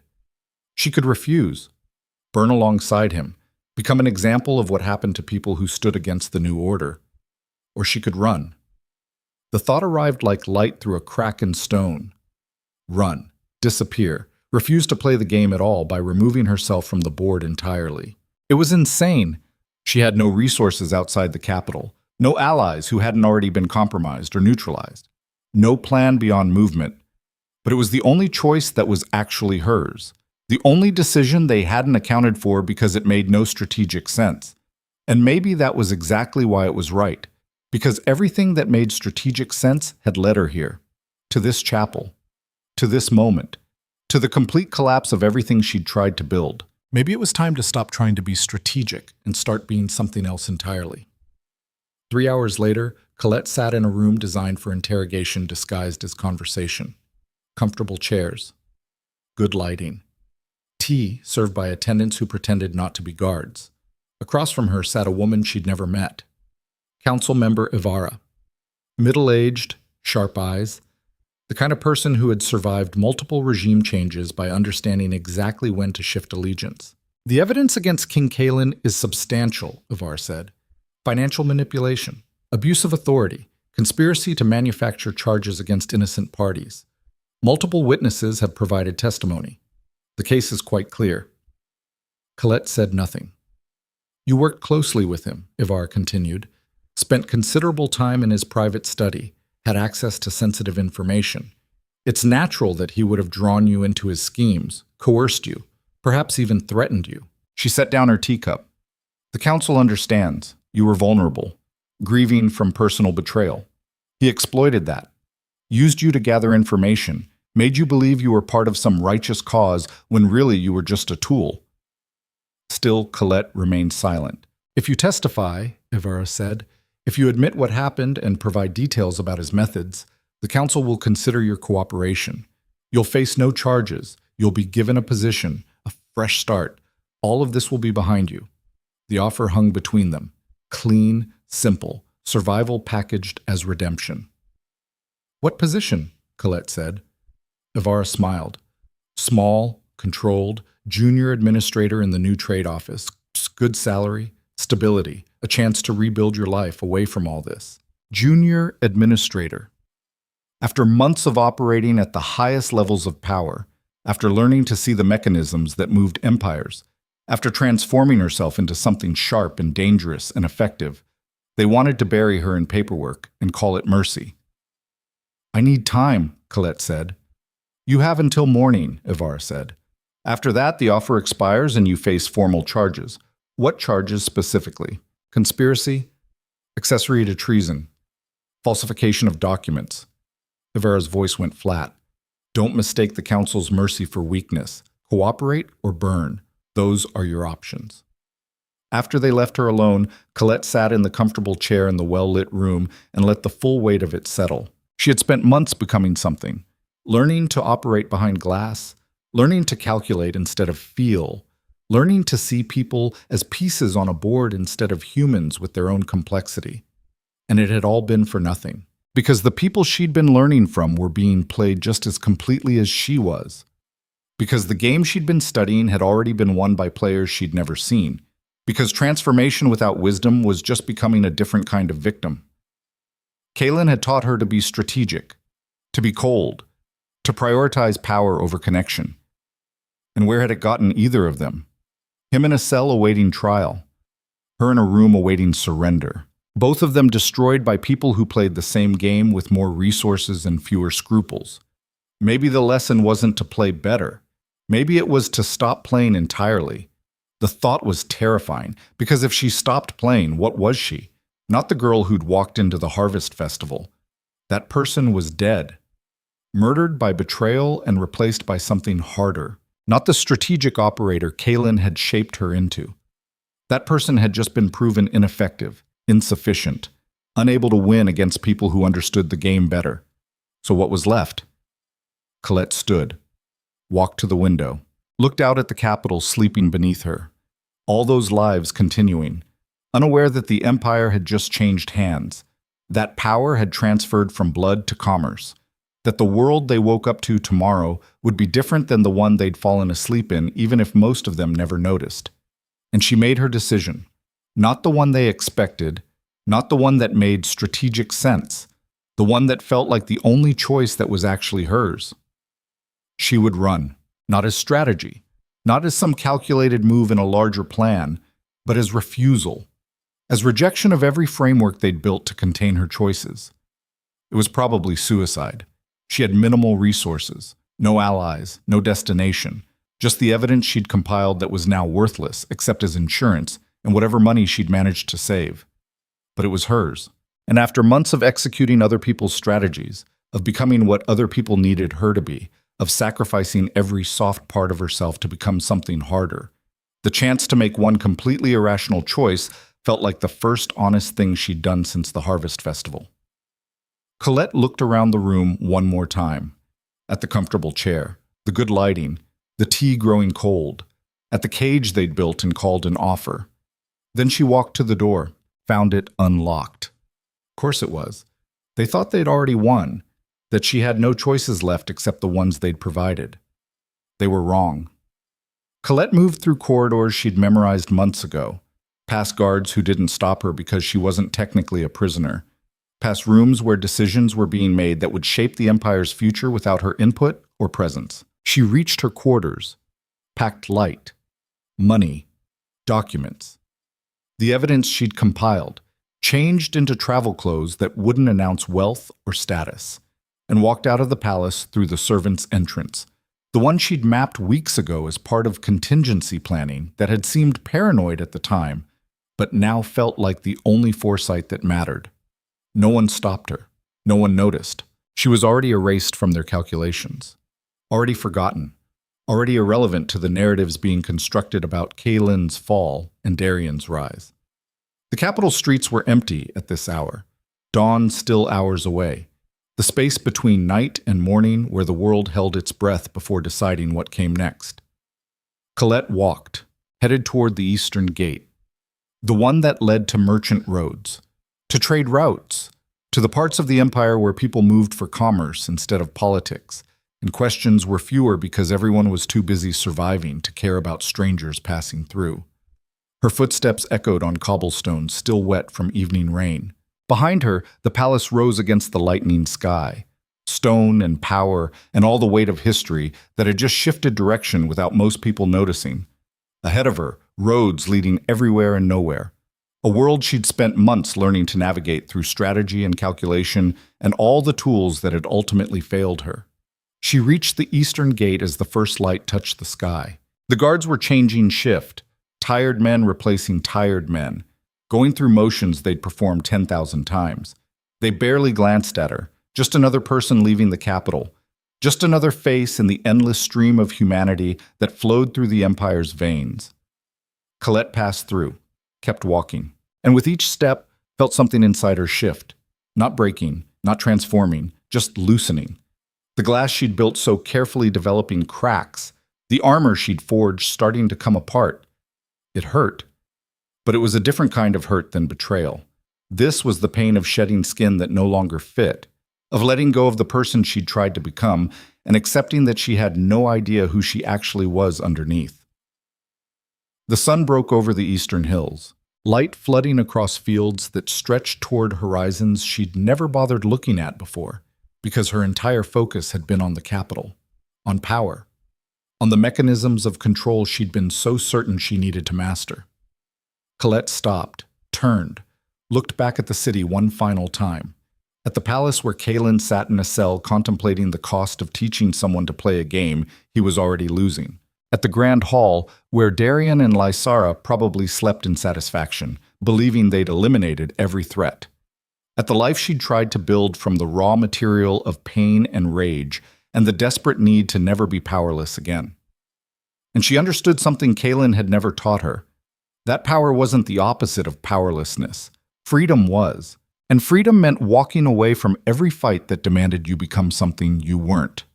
Meant refusing to let other people's choices define your transformation. Meant accepting that sometimes survival required becoming nothing instead of something. Required letting go of every identity you'd tried to claim and existing in the terrifying uncertainty of not knowing what came next. This is the truth they never tell you about revenge, about the pursuit of power, about transformation through pain. That becoming what you need to be to destroy your enemies often means destroying the parts of yourself worth saving.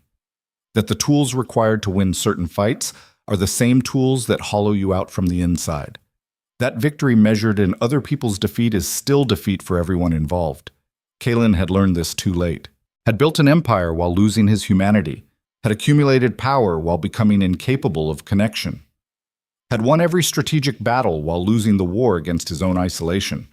And he'd tried to teach Colette the same path, had shown her how to see through glass, how to calculate instead of feel, how to prioritize control over everything else. But he'd never shown her the cost, never explained that the person you become while pursuing power is often someone who no longer wants it, who would trade every victory for one moment of genuine connection, who understands too late that loneliness is the price and it's not negotiable. Colette turned away from the capital, faced the open road, and took the first step into a future she couldn't predict or control or strategize her way through. It was terrifying, it was necessary, and for the first time since the Harvest Festival, it was completely hers. She walked into the rising sun, away from power, away from revenge, away from every framework that had promised to make her strong while actually just making her alone, towards something unknown, something unplanned, something that might destroy her or save her, or simply let her exist as whatever she was underneath all the armor and strategy and desperate transformation. The road stretched ahead, empty, infinite, hers. And Colette kept walking, not knowing where she was going, not knowing who she would become, only knowing that whoever it would be someone she chose to be instead of someone circumstances demanded. That would have to be enough. Behind her, the Empire continued without her. Kaelen would face trial. Darien and Lysara would consolidate power. The mechanisms she'd studied would grind forward with new operators and the same brutal logic, but she wouldn't be there to see it, wouldn't be part of it, wouldn't let it define her anymore. The sun climbed higher. The road wound through fields turning green with spring. And somewhere in the space between who she'd been and who she might become, Colette found something she hadn't felt in months. Not peace, not certainty, but possibility. The terrifying, liberating possibility of starting over with nothing except the understanding that she'd rather be lost and searching than found and hollow. She kept walking, into the unknown, into the silence of a world that didn't care about her plans or her pain or her transformation, into whatever came next. And for the first time since Darien's hands had touched another woman under burning lantern light, Colette felt something besides the cold calculation of revenge. She felt alive, uncertain, afraid, free. The road called, and she answered, one step at a time, into a future built on nothing except the choice to refuse the futures others had designed for her. It would have to be enough. It was all she had. And maybe that was the point. The road swallowed Colette for 3 weeks before spitting her back out transformed. Not the transformation Kaelen had taught her, not the cold strategic operator hiding behind glass. Something rawer, closer to bone. The kind of change that happened when you stripped away everything you thought you needed to be and discovered what remained when all the armor was gone. She had walked until her feet bled, slept in barns and abandoned structures, traded the last of her jewelry for passage on merchant caravans heading east toward territories where the capital's reach grew thin and questions about who you were mattered less than what you could offer. The evidence she carried grew heavier with each mile, not physically, but the weight of knowing what it contained. Proof of conspiracy. Documentation of Corvain's network, names and transactions, and the complete architecture of how the Empire had been hollowed out from within. Useless now. Or so she'd thought, until she reached Harrenhal, a border city where 3 provinces met and governance existed more as suggestion than enforcement. Where merchants operated by their own codes and the capital's authority was a distant rumor people acknowledged without obeying. She found work in a trading house, keeping books, managing inventories, disappearing into the mechanical rhythms of commerce while her mind worked on problems she couldn't name yet. And then the news arrived. Carried by merchants from the capital, spreading through taverns and trading floors with the velocity of information people couldn't stop talking about. King Kaelen Draxir had escaped, not through violence, through law. He'd demanded formal trial, had invoked ancient rights that even the Regency Council couldn't dismiss, without revealing themselves as the coup they actually were. And during the trial, in front of witnesses they couldn't control, he'd presented evidence. Not the evidence Colette had compiled. Different evidence. Older. Documentation of Corvain's activities going back a decade. Proof of manipulation predating Darion's involvement. Financial records showing systematic corruption of nobles across multiple provinces. The trial had lasted 3 days. On the 4th, the council had been forced to acknowledge the legitimacy of Kaelen's claims. Had offered a compromise. Kaelen would abdicate, would retire from public life, would accept exile to his family's ancestral holdings in the northern reaches. In exchange, investigations into Corvain and his network would proceed. Partial victory, partial defeat. The kind of outcome that satisfied no one, but allowed everyone to claim they'd won something. Kaelen had accepted, and Corvain had disappeared, along with Darien and Lysara, fled the capital before warrants could be issued, vanished into the Empire's margins with whatever resources they'd managed to secure before everything collapsed. The Regency Council had put bounties on them, had sent investigators, had made all the appropriate gestures toward justice while quietly hoping the problem would simply stay gone. Colette heard all this while transcribing shipping manifests in a trading house that smelled like leather and old paper, and felt something inside her that had been dormant suddenly wake. Not revenge, not the cold calculation she'd learned from Kaelen, something else. The understanding that running had been necessary, that walking away had saved what was left of her humanity, but that some things couldn't be walked away from, Some debts couldn't be forgiven through distance. Darien and Lysara were out there, free, unpunished, probably already rebuilding in some new territory with new names and the same brutal ambition. And Colette had the evidence that could actually destroy them. Not the evidence Kaelen had presented. That had focused on Corvain, on the broader conspiracy, on crimes against the Empire. But Colette had the personal details. The correspondence between Darien and Lysara planning her destruction. The documentation of how they'd manipulated Breslin. The proof of how they'd inverted her evidence and used it to trap Kaelen. Evidence that wouldn't matter to the Empire, but would matter to anyone who cared about the specific cruelty of what they'd done. She left the trading house that night. Went to the one person in Terranhall she'd developed anything resembling trust with. A merchant named Kael who ran caravans to territories even more remote than this. "I need information," she said. He looked up from his accounts, studied her with eyes that had seen too much to be surprised by anything.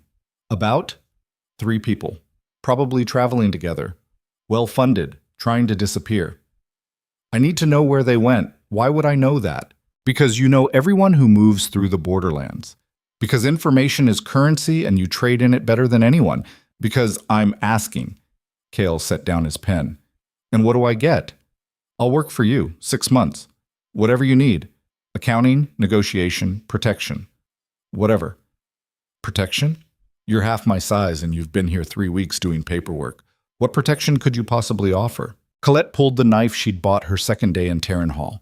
The one she'd spent evenings learning to use with a precision that had surprised her. Flipped it, caught it, set it on his desk with the kind of casual competence that spoke louder than threats. "The kind that keeps problems from becoming violence in the first place," she said. Kael looked at the knife, at her, at the equation she was offering. 6 months? 6 months. And after that? After that, we're even, and I disappear. He considered this. Did the math that all successful merchants did. Risk versus reward, known versus unknown. "They're in Ashmark," he said finally. "The northern mining territories. Operating under different names, but the description matches. Man and 2 women, flush with capital, started buying into mining operations about 2 weeks ago." "2 women?" "One of them matches your description of Lysara. The other is older, well-dressed, acts like money." Colette felt her pulse quicken. "Corvain, probably," Kael said. "If your information is accurate." "It is." "Then yes. They're in Ashmark, rebuilding. Same game, different territory. Can you get me there? I have a caravan leaving in 4 days. You can travel with it. But after that, you're on your own. I don't involve myself in personal wars." "This isn't war," Colette said. "It's collection." She spent the next 4 days preparing. Not with strategy, not with careful planning, with the simple mechanical work of getting ready for something you knew would be dangerous but necessary. She bought better clothes. Not noble garments. Working clothes that wouldn't attract attention. She acquired a second knife. Practiced until the movements felt less like thought and more like reflex. She reviewed her evidence. Made copies. Stored them in different locations in case something happened to her. And she thought about what she was actually doing, not revenge. She'd walked away from revenge, had chosen freedom over destruction, had accepted that some fights couldn't be won and the cost of trying was too high. But this wasn't revenge. This was something Kaelen had never taught her because he'd never needed it. This was justice for herself. Not for the Empire. Not for some abstract principle. For the specific wound Darien and Lysara had opened. For the cruelty of their methodology. For the casual way they destroyed her while smiling and calling it friendship. That deserved an answer.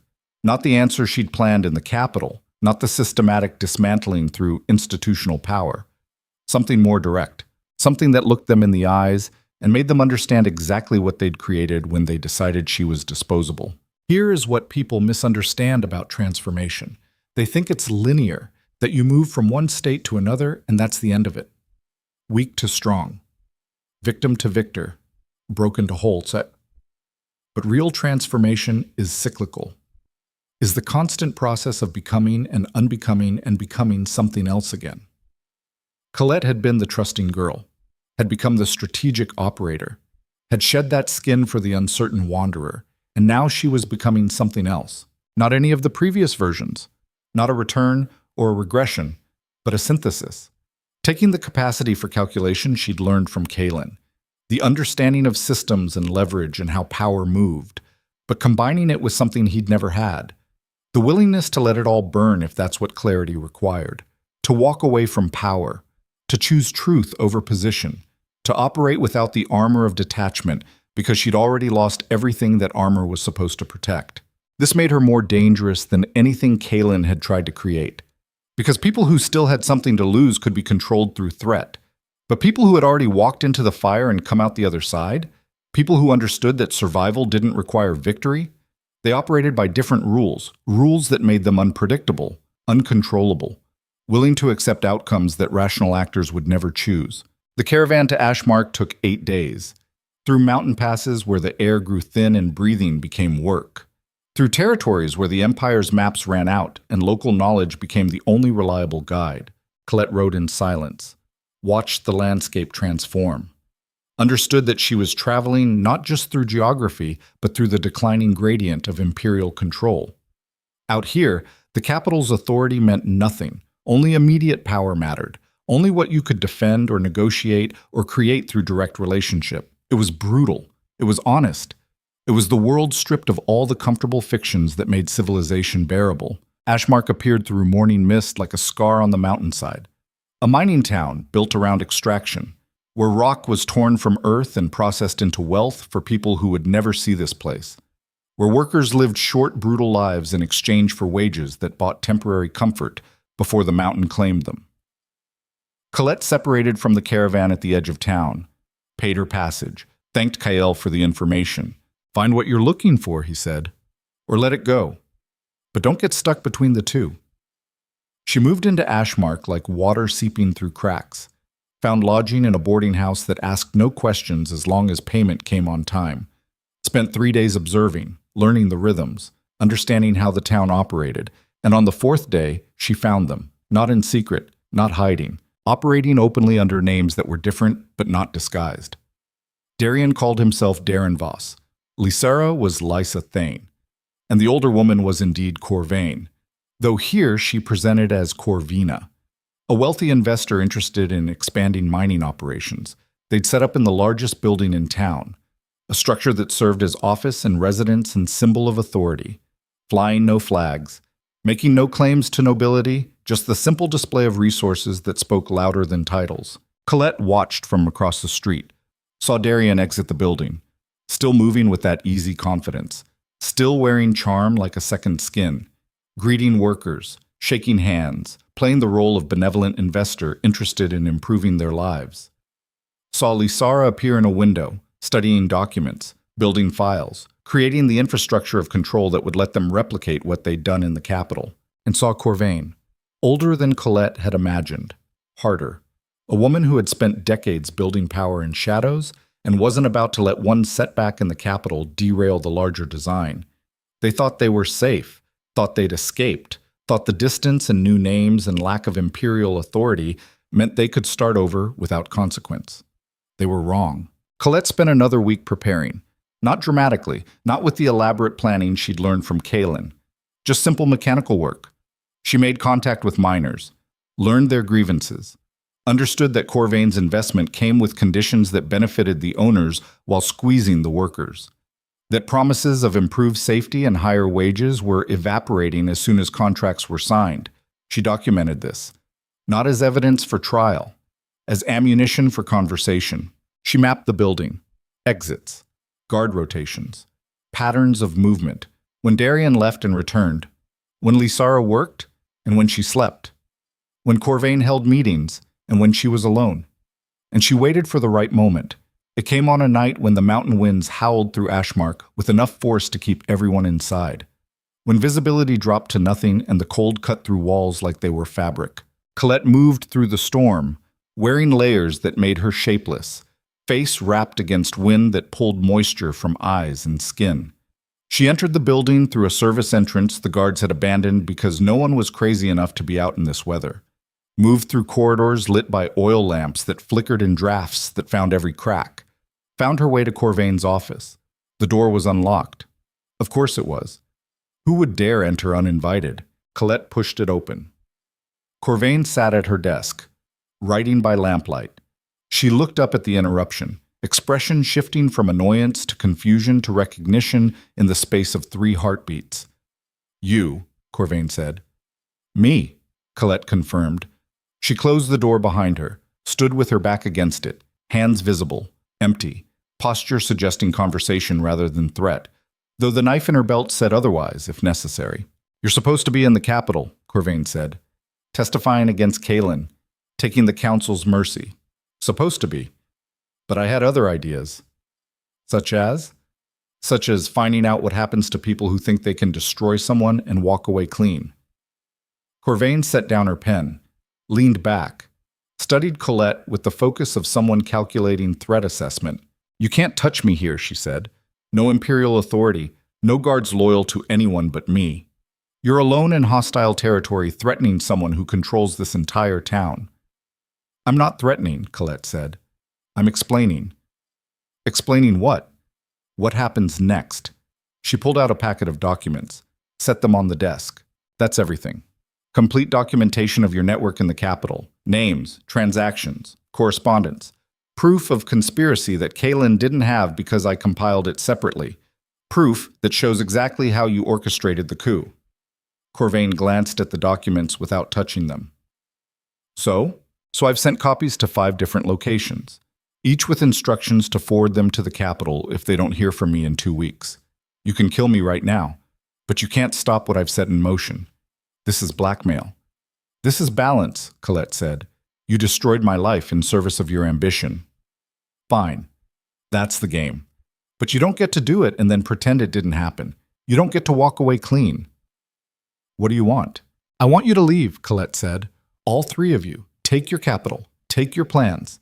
Take whatever resources you salvaged. And disappear. Truly disappear. Not to another territory where you rebuild, but out of the Empire entirely.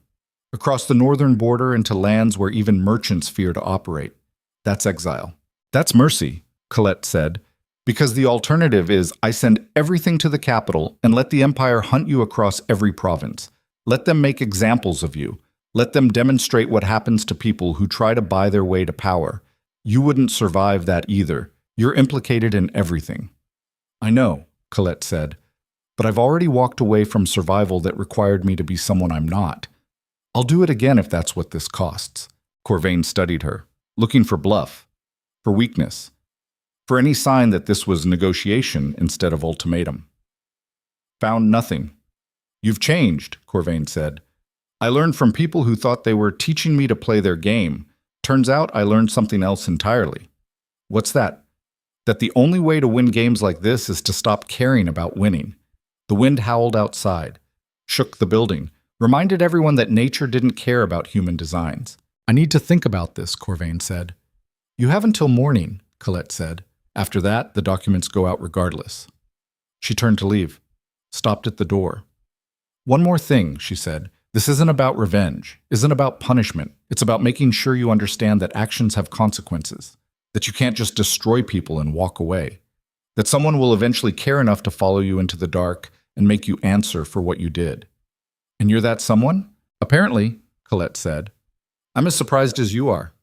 She left, moved back through the corridors, out into the storm, back to her boarding house where she sat by a dying fire and waited to see if Corvain would choose wisdom or pride.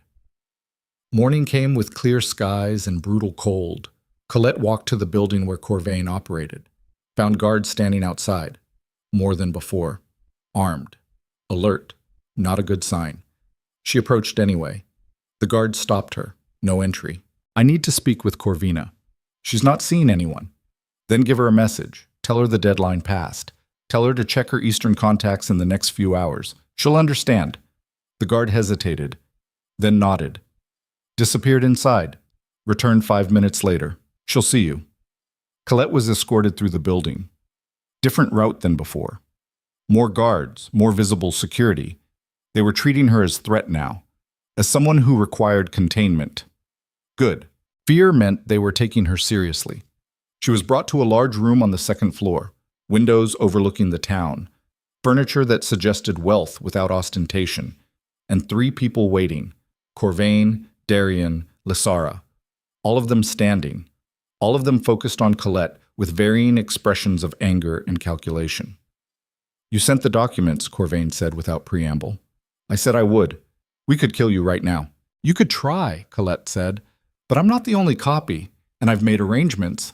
My death triggers worse than just document release." Darian moved forward, face arranged in familiar patterns of charm and reason. "Colette, this is madness.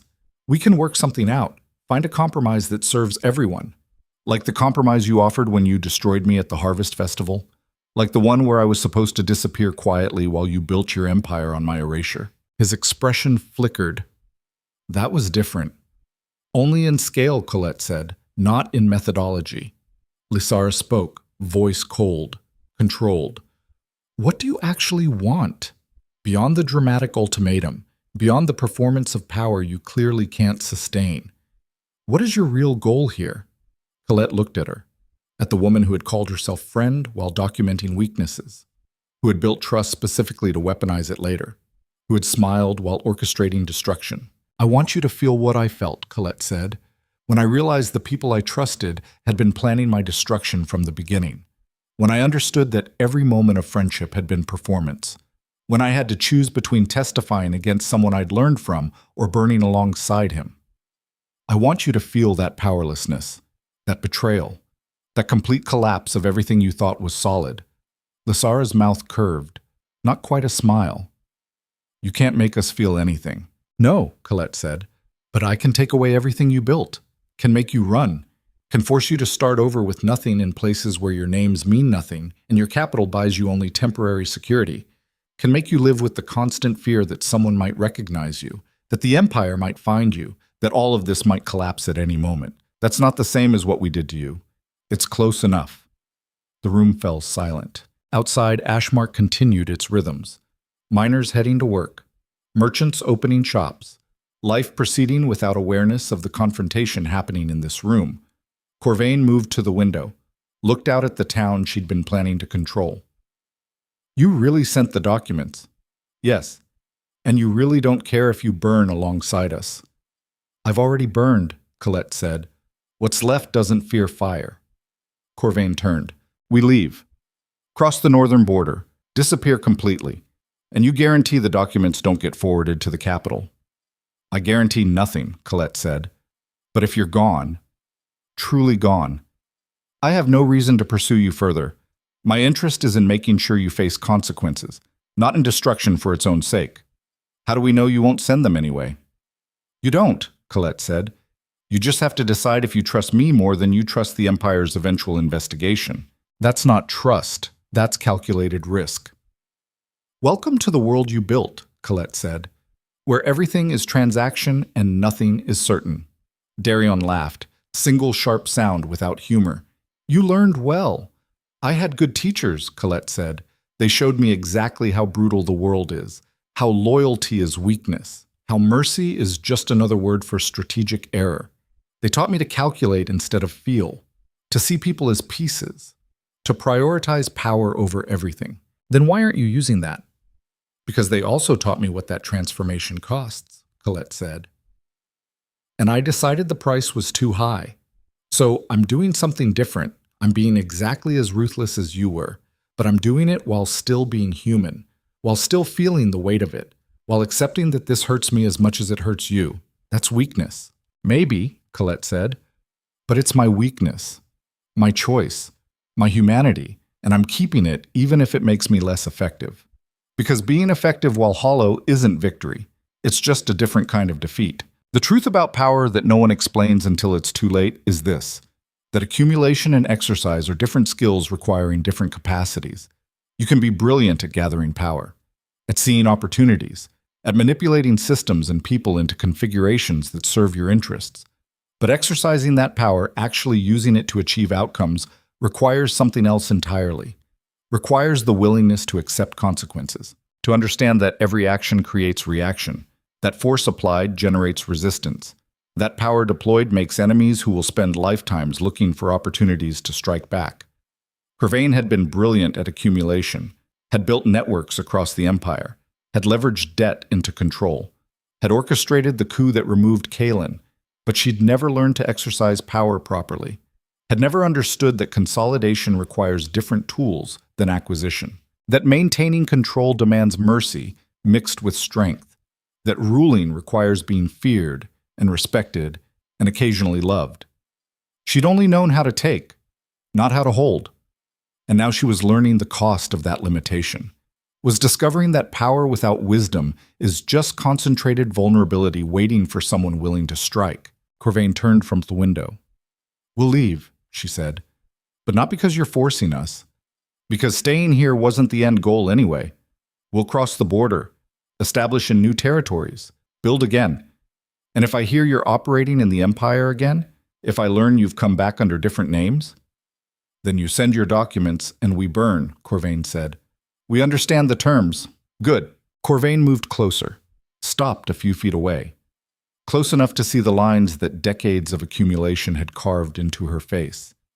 "You could have been part of this," she said, "could have joined us, built something real." "I don't build on other people's destruction anymore," Colette said. "Everyone builds on someone's destruction. That's how the world works." "Maybe, but I get to choose whose, and I choose my own. I'll build on what you destroyed in me, use it as foundation for something different. That's poetry, not strategy." "It's both," Colette said, "because I learned something you never did.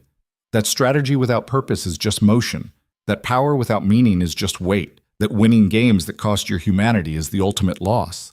She looked at Darian. "You betrayed me because I was in the way, because your ambition was larger than your capacity for loyalty. Fine. I understand that now. But you made a mistake." "What mistake?" "Thinking I would stay broken. Thinking destruction was permanent. Thinking the person you erased wouldn't come back as something you couldn't predict or control." Darian's jaw tightened. "You're not as threatening as you think you are." "No," Colette said. "I'm exactly as threatening as I need to be. Which is the difference between me and you. You're always performing threat, always displaying power, always trying to convince everyone you're more dangerous than you actually are. I just am what I am, and I accept it." She turned to Lysara. "And you were the architect, the one who saw the patterns, who understood how to move pieces without them knowing they were being moved, who built trust specifically to exploit it."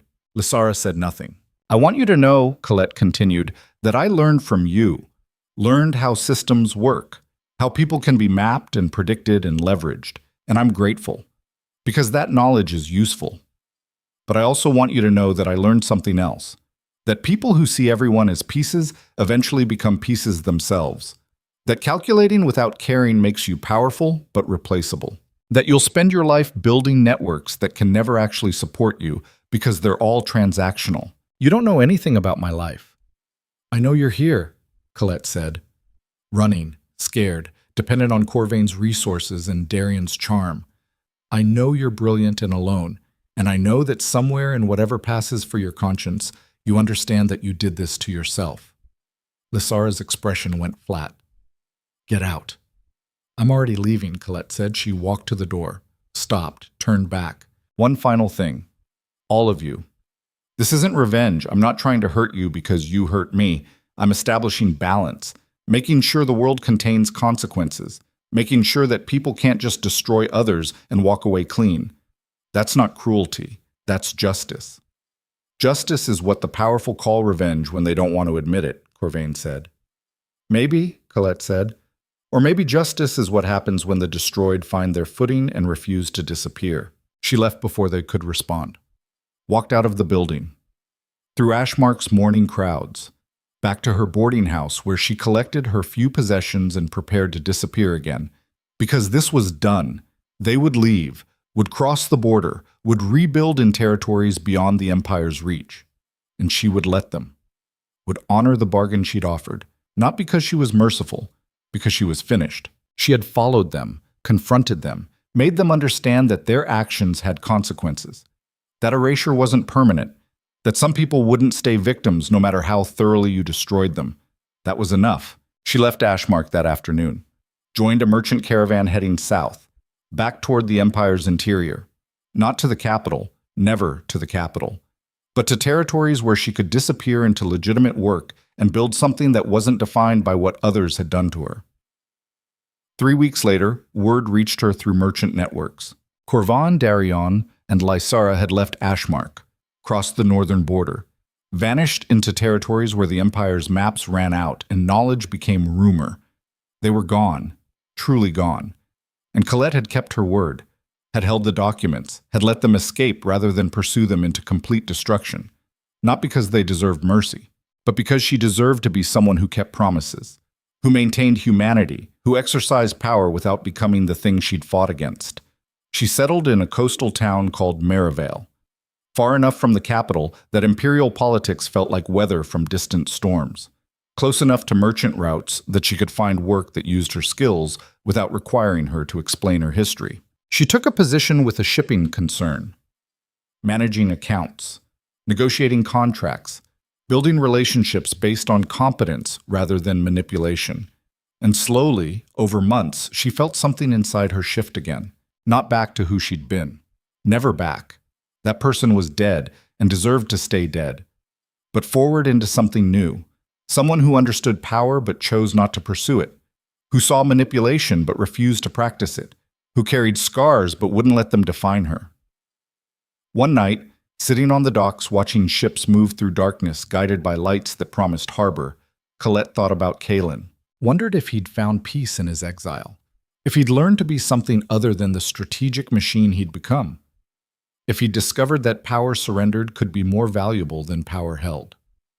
Probably not. Some people couldn't change, couldn't let go, couldn't imagine existence outside the frameworks they'd built. But some could, and she was proof. The waves moved against stone with rhythms older than empires. The stars wheeled overhead in patterns that cared nothing for human designs. And somewhere in that vastness, Colette found something she'd never expected to feel again. Not peace. Peace was for people who hadn't walked through fire, but contentment. The understanding that she had faced what needed facing, had answered what needed answering, had become something that could live with itself.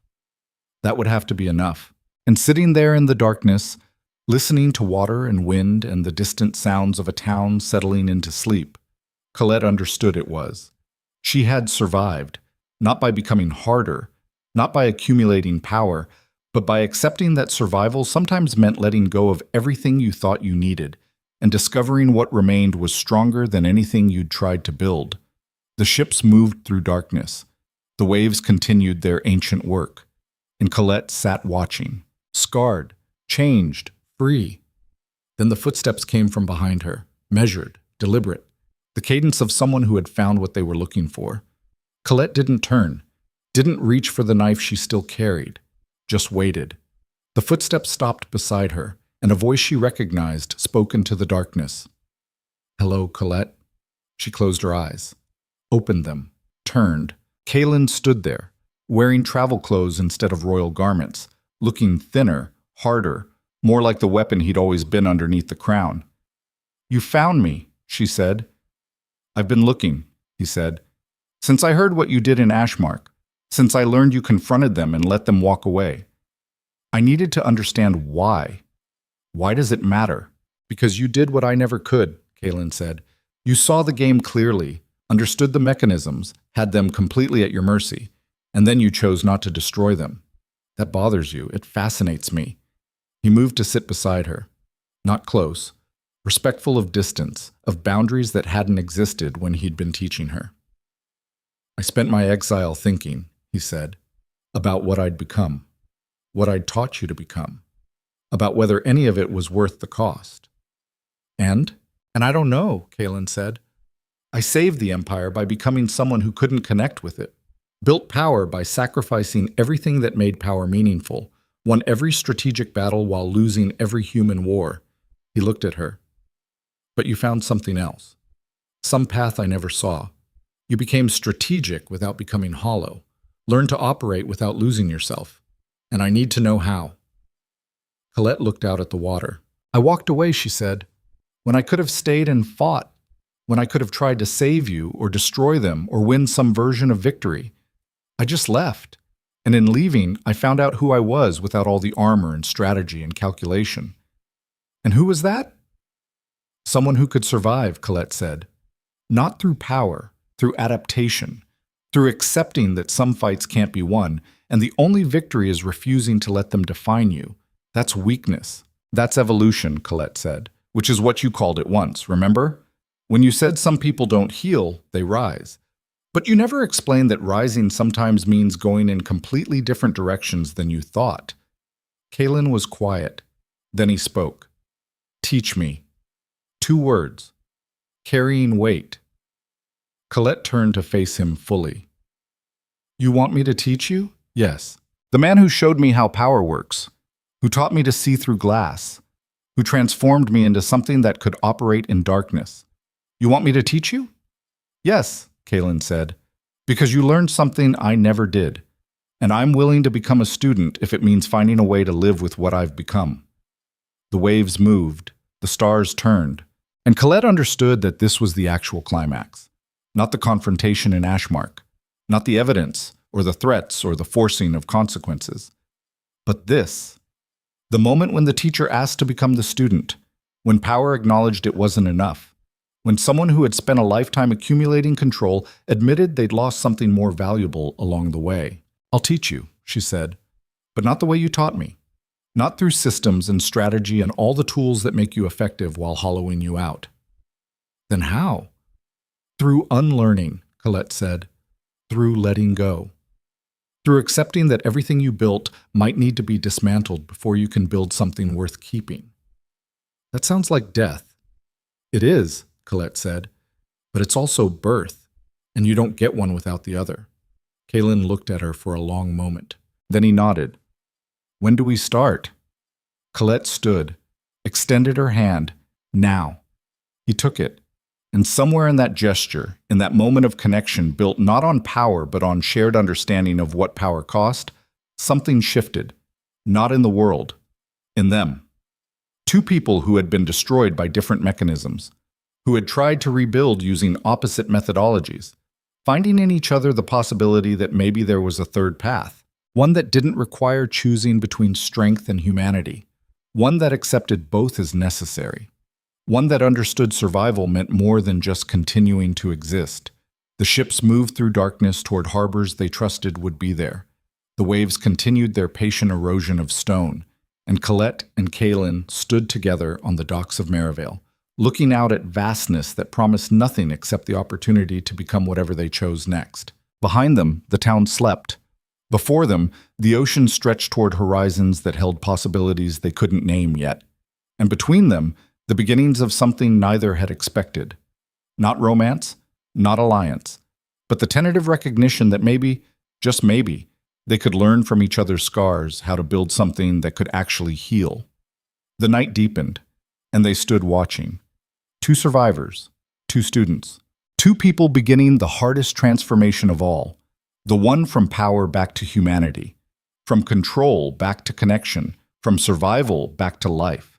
It would take time, it would take work, it would take willingness to accept that everything they'd learned might be less valuable than everything they'd forgotten. But they had time, they had survived, and that would have to be enough to start. The unlearning began at dawn, not with grand declarations or systematic instruction, just Colette, leading Kaelen away from the docks toward the hills that rose behind Merivale like a spine holding the world upright. They walked in silence, the kind that existed between people who understood that some things couldn't be taught through words, had to be experienced, had to be lived into. The path climbed, rough stone and packed earth worn smooth by centuries of feet moving between town and high country. Kaelen followed without question. Without the need to control or direct or understand the destination before committing to the journey, already different than the man who had taught her in the capital, already beginning to let go. They reached a plateau as the sun broke full over the eastern ocean, light flooding across water in patterns that looked almost deliberate, almost designed, but were just the mathematics of refraction happening the way it always did when conditions aligned. Sit, Colette said. Kaelen sat. She remained standing, looking out at the view. At Merivale spreading below like a child's toy village. At ships reduced to specks moving through channels marked by buoys too small to see from this distance. What do you see? She said. The town. The harbor. Ships. Commerce happening. Look deeper. Kaelen studied the scene, applied the analytical tools he'd spent a lifetime honing, saw patterns of movement, trade routes, economic flows, the invisible infrastructure that made civilization possible.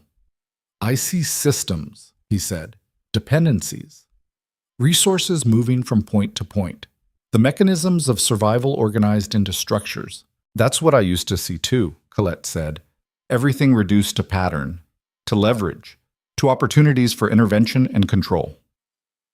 And now? Now I see people, she said. Individual humans making choices. Some good, some terrible, some just trying to survive another day without getting crushed by forces larger than themselves. I see complexity that can't be reduced to pattern, chaos that refuses to be controlled. That's less useful. It's more true, Colette said. She sat beside him, close enough to be present, far enough to maintain the space he'd need to process what came next. Here's what you need to understand about power, about everything you built, everything you taught me to build. It's all scaffolding, temporary structure erected to support something that's supposed to be growing underneath. But somewhere along the way, you forgot about the thing beneath, started maintaining the scaffolding for its own sake. And now the scaffolding is all that's left. No building, no foundation, just framework holding up nothing. Kaelen absorbed this, felt the truth of it land in places he'd been avoiding for years. So what do I do? You dismantle it, Colette said. Piece by piece, everything you think you know about how the world works, everything you believe about what strength requires, everything you've convinced yourself is necessary for survival. You take it apart, look at each piece, decide if it's actually load-bearing or if it's just weight you've been carrying out of habit. And if I dismantle everything, then you find out what's underneath, she said. What's actually you versus what's armor. What's authentic versus what's performance. What you actually need versus what you've been told you need. That sounds terrifying. It is, Colette said. But it's also the only way forward, because you can't build something new on foundations this corrupted. You have to clear the ground first. They sat watching the town wake, watching people move through routines that gave shape to chaos, watching the endless human project of creating meaning from meaninglessness. Tell me about the Harvest Festival, Kaelen said. Not the strategic version, the real one, what you actually felt. Colette was quiet for a moment, then she spoke. I felt like I was dissolving, like everything I'd used to define myself was being revealed as illusion. I'd built my identity around being loved by Darian, being trusted by Lysara, being good enough that people wanted me in their lives, and watching them together, seeing how easily they'd moved on, understanding that I'd never actually mattered to them the way they mattered to me. It was like watching myself die while still being conscious enough to experience it. And you wanted revenge. I wanted erasure, Colette said. Not just of them, of the version of myself that had been stupid enough to believe, that had been soft enough to be hurt. I wanted to kill that person and replace her with something that couldn't be destroyed. Is that what I taught you to become? You taught me the tools, Colette said, but I chose to use them that way. You showed me how to see systems. I decided to become systemized myself, to replace feeling with calculation, to trade humanity for effectiveness. Did it work? For a while, she said, I became strategic, cold, capable of operating without emotional interference. I could sit across from Breslin knowing I was gathering evidence that would destroy him and feel nothing. Could pass Lysara in corridors and smile while cataloging which revelations would hurt her most. Could watch Darian perform his charm and understand exactly how it would curdle when exposed. And then I realized I'd become exactly what they were, Colette said. Just with different targets. Same methodology, same willingness to sacrifice humanity for advantage, same belief that power mattered more than connection. I'd let them transform me into a reflection of themselves. And that was a worse defeat than anything they'd actually done. The sun climbed higher, heat beginning to press against skin, reminding them that comfort was temporary, and the world didn't care about human preferences. I did the same thing, Kaelen said quietly, after I was betrayed, after I watched people I'd trusted orchestrate my removal. I decided emotion was weakness. Connection was vulnerability. The only safety was in being the person who controlled everything, who saw every angle, who never let anyone close enough to hurt me. Did it work? I built an empire, Kaelen said, commanded armies, shaped the fate of millions, and I was completely alone. Not physically. I was surrounded by people constantly, but emotionally, spiritually. Whatever you want to call the part of us that needs more than strategic relationship. That part starved while I told myself it didn't matter.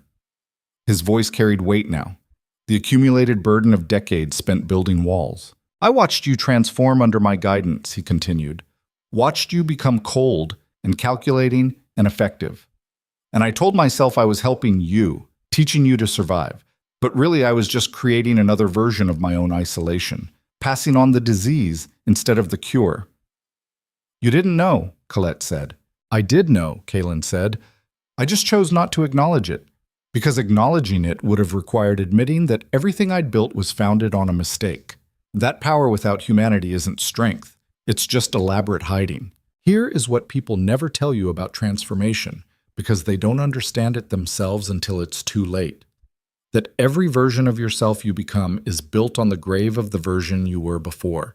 And if you're not careful, if you don't grieve properly, if you don't acknowledge what you've lost in becoming what you've become, those graves pile up, stack on each other, create layers of burial that separate you from whatever you were at the beginning. Whatever authentic core existed before you started performing survival. Kaelen had been transforming himself for decades. Each betrayal, each loss, each moment when softness cost him something valuable. He'd built another layer, another version, another performance of strength that required killing whoever he'd been before. And now he was so many layers deep that he'd forgotten what the foundation looked like. Whether there even was a foundation anymore, or if it was just performances all the way down. Just armor stacked on armor with nothing living underneath. They spent 3 days on the plateau. Kaelen talked, not strategically, not with the controlled precision he'd perfected over decades. Just talking, letting words come without filtering, without calculating impact, without considering how they positioned him. He talked about his childhood, about being third son to a minor house, about understanding early that he would inherit nothing except what he took, about the first time he'd been betrayed by someone he'd considered friend, how young he'd been, how completely it had shattered his understanding of how relationships worked. He talked about the early campaigns, about learning that victory required sacrifice, that caring about your soldiers made it harder to deploy them effectively, that emotional distance was a tactical advantage, so he'd built that distance deliberately, had transformed himself into someone who could order men to death without feeling the weight of it. He talked about the first woman he'd loved, how she'd tried to get close, how he'd led her closer than anyone before or since, and how she'd used that proximity to gather information for his enemies, how he'd discovered the betrayal through documents that detailed every conversation they'd had, every vulnerability he'd shared, all of it cataloged and weaponized, how he'd had her executed, and how something in him had died with her. Not love. He'd stopped feeling love the moment he understood what she'd done, but the capacity for it, the willingness to risk it, the part of him that believed connection was possible without exploitation, that had died, been killed deliberately, buried in an unmarked grave he'd spent decades refusing to visit.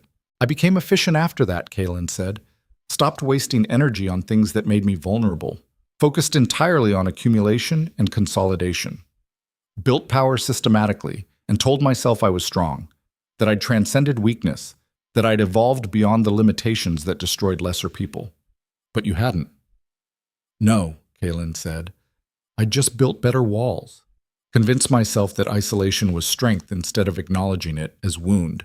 Colette listened, not strategically, not gathering information to use later, just listening the way humans were supposed to listen to each other before they learned to weaponize everything. And when Kaelen finally stopped talking, when the words ran out and silence returned, she spoke. Thank you. For what? For showing me what I was becoming, Colette said. For being honest about the cost. For admitting that everything you built still left you empty. I didn't come here to be a cautionary tale. No, Colette said. You came here to learn. And the first lesson is acknowledging what you actually are instead of performing what you think you should be. Kaelen looked at her. Really looked. Not analyzing, not calculating, just seeing. Who are you, he said. Not what you've become. Not what they made you. Who are you, actually? Colette considered this, The question she'd been avoiding for months, maybe years. I don't know yet, she said. I know who I'm not. Not the trusting girl who walked into the harvest festival. Not the strategic operator you shaped me into. Not the person who chose revenge then walked away. I've been all those things. But none of them were actually me. They were just costumes worn for different performances. And underneath? Underneath, I'm still figuring it out, Colette said. Still excavating. Still trying to find the foundation beneath all the layers of transformation. Is there one? Has to be, she said. Otherwise, I'm just performances all the way down. Just reactions to trauma with no authentic core. And I refuse to accept that. Why? Because accepting it would mean they won, Colette said. Would mean Darian and Lysara successfully erased who I was and replaced me with something built entirely from their violence. And I won't give them that victory.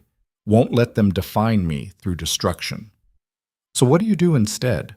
I build something new, she said. Not in reaction to them, not in opposition to them. Just building for the sake of building. Creating an identity based on choices I make rather than choices made to me. And if that identity is weaker than what you could be if you stayed strategic, if staying soft means staying vulnerable, then I stay vulnerable, Colette said. Because vulnerability honestly chosen is strength. Only vulnerability imposed and denied is weakness. The third night on the plateau, Kaelen asked the question he'd been avoiding. Do you forgive me? For what? For teaching you to be cold. For shaping you into something that served my understanding of how power works. For almost destroying the parts of you worth saving. Colette looked at the stars. At patterns humans had spent millennia mapping and naming and using for navigation. As if giving things names made them more comprehensible instead of just more familiar. I don't think forgiveness is the right framework, she said. You taught me what you knew, shared tools that worked for you. I chose to use them the way I did. Chose to pursue revenge. Chose to transform myself into something strategic. You provided information. I decided what to do with it. That's generous. It's accurate, Colette said. I'm not absolving you of responsibility. You knew what you were teaching, knew it came with costs. But I was an adult, made my own choices. I could have walked away at any point, could have refused the transformation. I didn't because I wanted what you were offering. And now? Now I know the true cost, she said, and I've decided it's too high. But that doesn't make you responsible for my choices, just for your own. Kaelen absorbed this. Then I need to tell you something, he said. Colette waited. I came here not just to learn, but to warn you. Corvain didn't cross the northern border. She's still in the Empire, still operating, still building. Colette went very still. You're certain? I have contacts, people who owe me from before the exile. They've been tracking her. She left Ashmark when you said. But she didn't leave the Empire. She went deeper in, to the Western Territories, where Imperial authority is even weaker than the North. Why are you telling me this? Because she's looking for you, Kaelen said. Not for revenge, for recruitment. She thinks what you did in Ashmark proves you have exactly the skills she needs. She wants to bring you into her network, make you part of her design. And if I refuse, then she eliminates you as threat.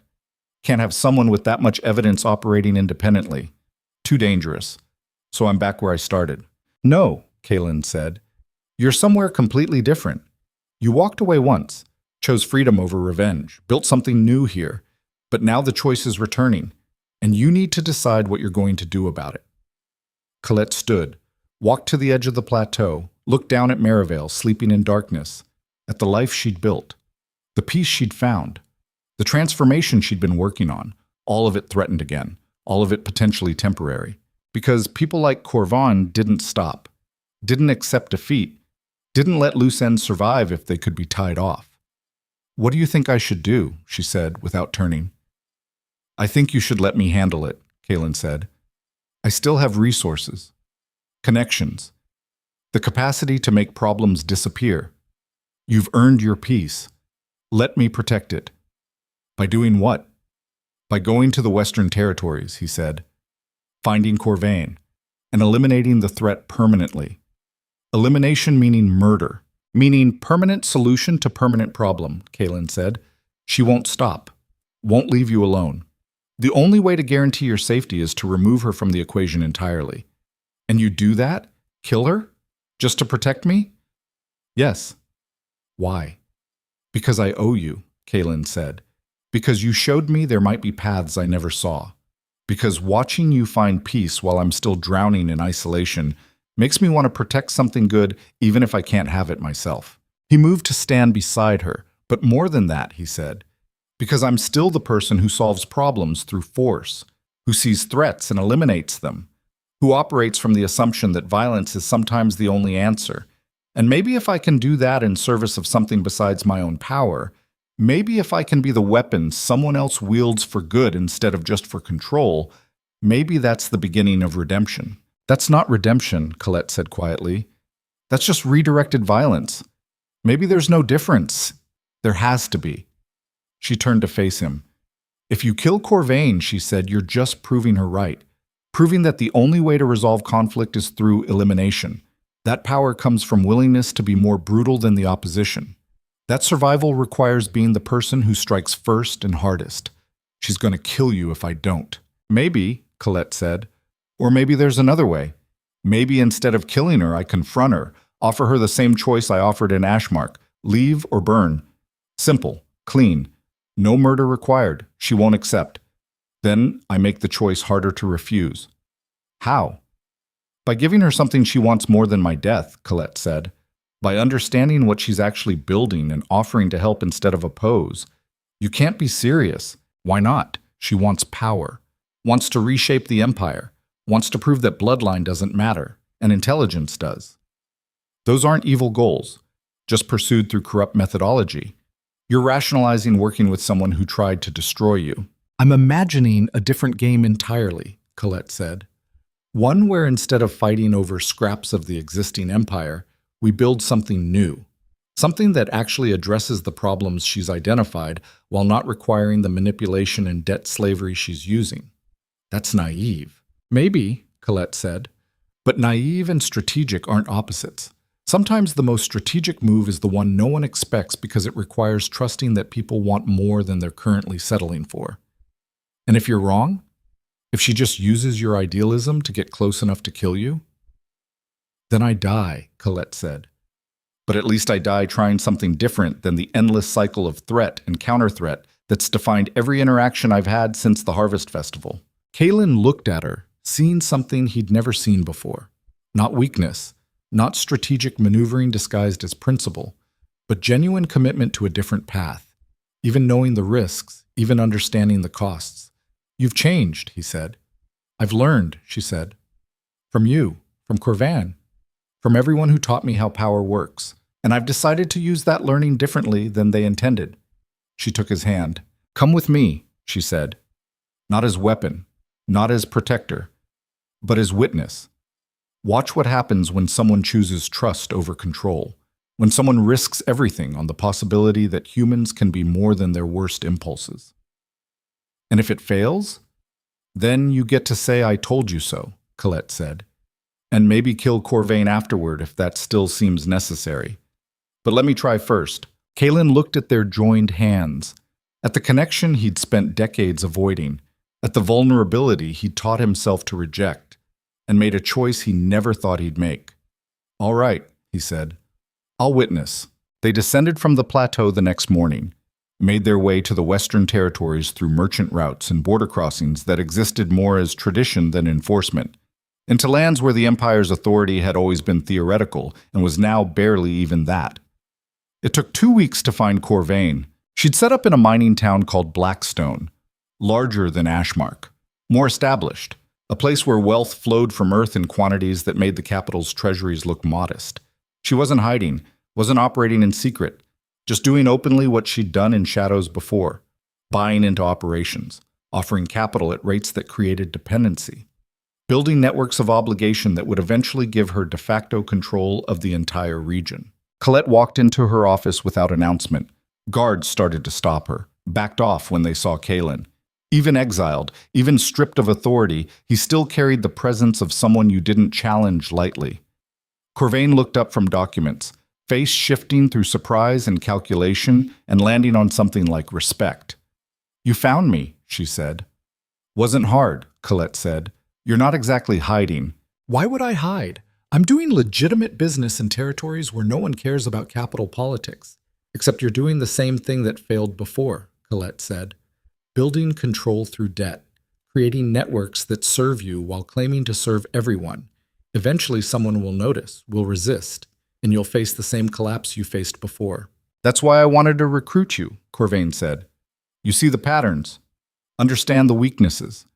With you helping design the structure, we could avoid those pitfalls. Or I could just release the evidence I have and end this now. You could, Corvain said, but you won't, because you're not that person anymore. You walked away from revenge once. You'll walk away again. You're right, Colette said.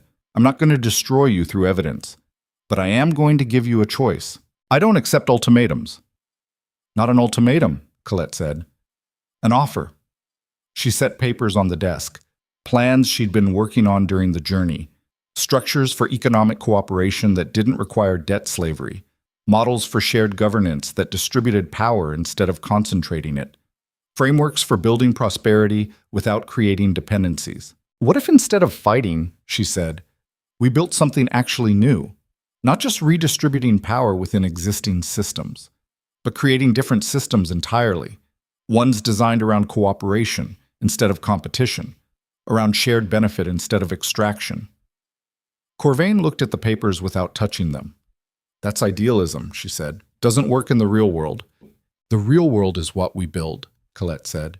And right now we're building the same brutal systems over and over because everyone assumes that's the only option. But what if it's not? What if we're smart enough to design something better? Better for who? For everyone, Colette said. Not equally. I'm not that naive, but distributed enough that the people at the bottom aren't crushed by the weight of the people at the top. Structured enough that rising doesn't require destroying everyone else on the way up.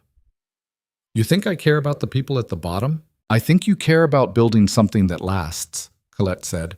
And systems built on exploitation collapse eventually. Always. Because you can only squeeze people so hard before they break or rebel or just stop participating.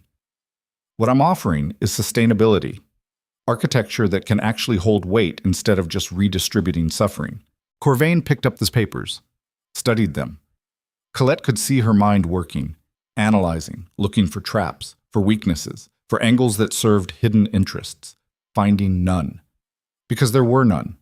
This was genuine offer built on genuine design, built on genuine belief that humans could organize themselves better than they currently were. Why, Corvain said finally, why offer this to me instead of just building it yourself? Because you have skills I don't, Colette said. You understand capital movement, know how to organize large-scale operations, can navigate the gap between ideal and implementation. I need those skills. And you need what I have. Vision that extends beyond personal power. Willingness to design for collective benefit. Understanding that some things matter more than winning. This is a trap. It's not, Colette said. It's exactly what it looks like. An offer to build something new together. You can accept it, reject it, try to kill me for offering it. But it's not a trap. Corvain set the papers down, looked at Kaelen standing silent by the door. And you? What's your position in this? Witness, Kaelen said. I'm here to watch what happens when someone chooses the path I never could. You think she's going to succeed? I think she's brave enough to try, Kaelen said. Which is more than I ever was. Corvain studied them both, doing calculations that went beyond numbers, beyond strategy. Into territory she rarely visited, the space where decisions got made based on something other than advantage. I'll read your plans, she said finally. Consider the proposal. But I'm not promising anything. That's all I'm asking, Colette said. She turned to leave, stopped at the door. One more thing, she said.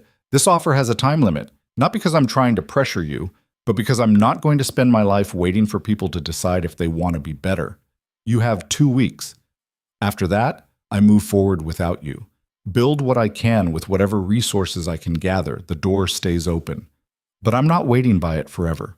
And if I refuse, if I try to eliminate you as threat, then Kaelen will probably kill you, Colette said.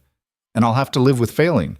But at least I'll know I tried something different than the endless cycle of threat and response that's defined every interaction since the Harvest Festival. She walked out. Kaelen followed. They left Blackstone that afternoon, traveled to a smaller settlement 20 miles south, waited. The 2 weeks passed slowly. Colette worked on her plans, refined them, tested them against every critique she could imagine, made them stronger, more comprehensive, more realistic about implementation while maintaining commitment to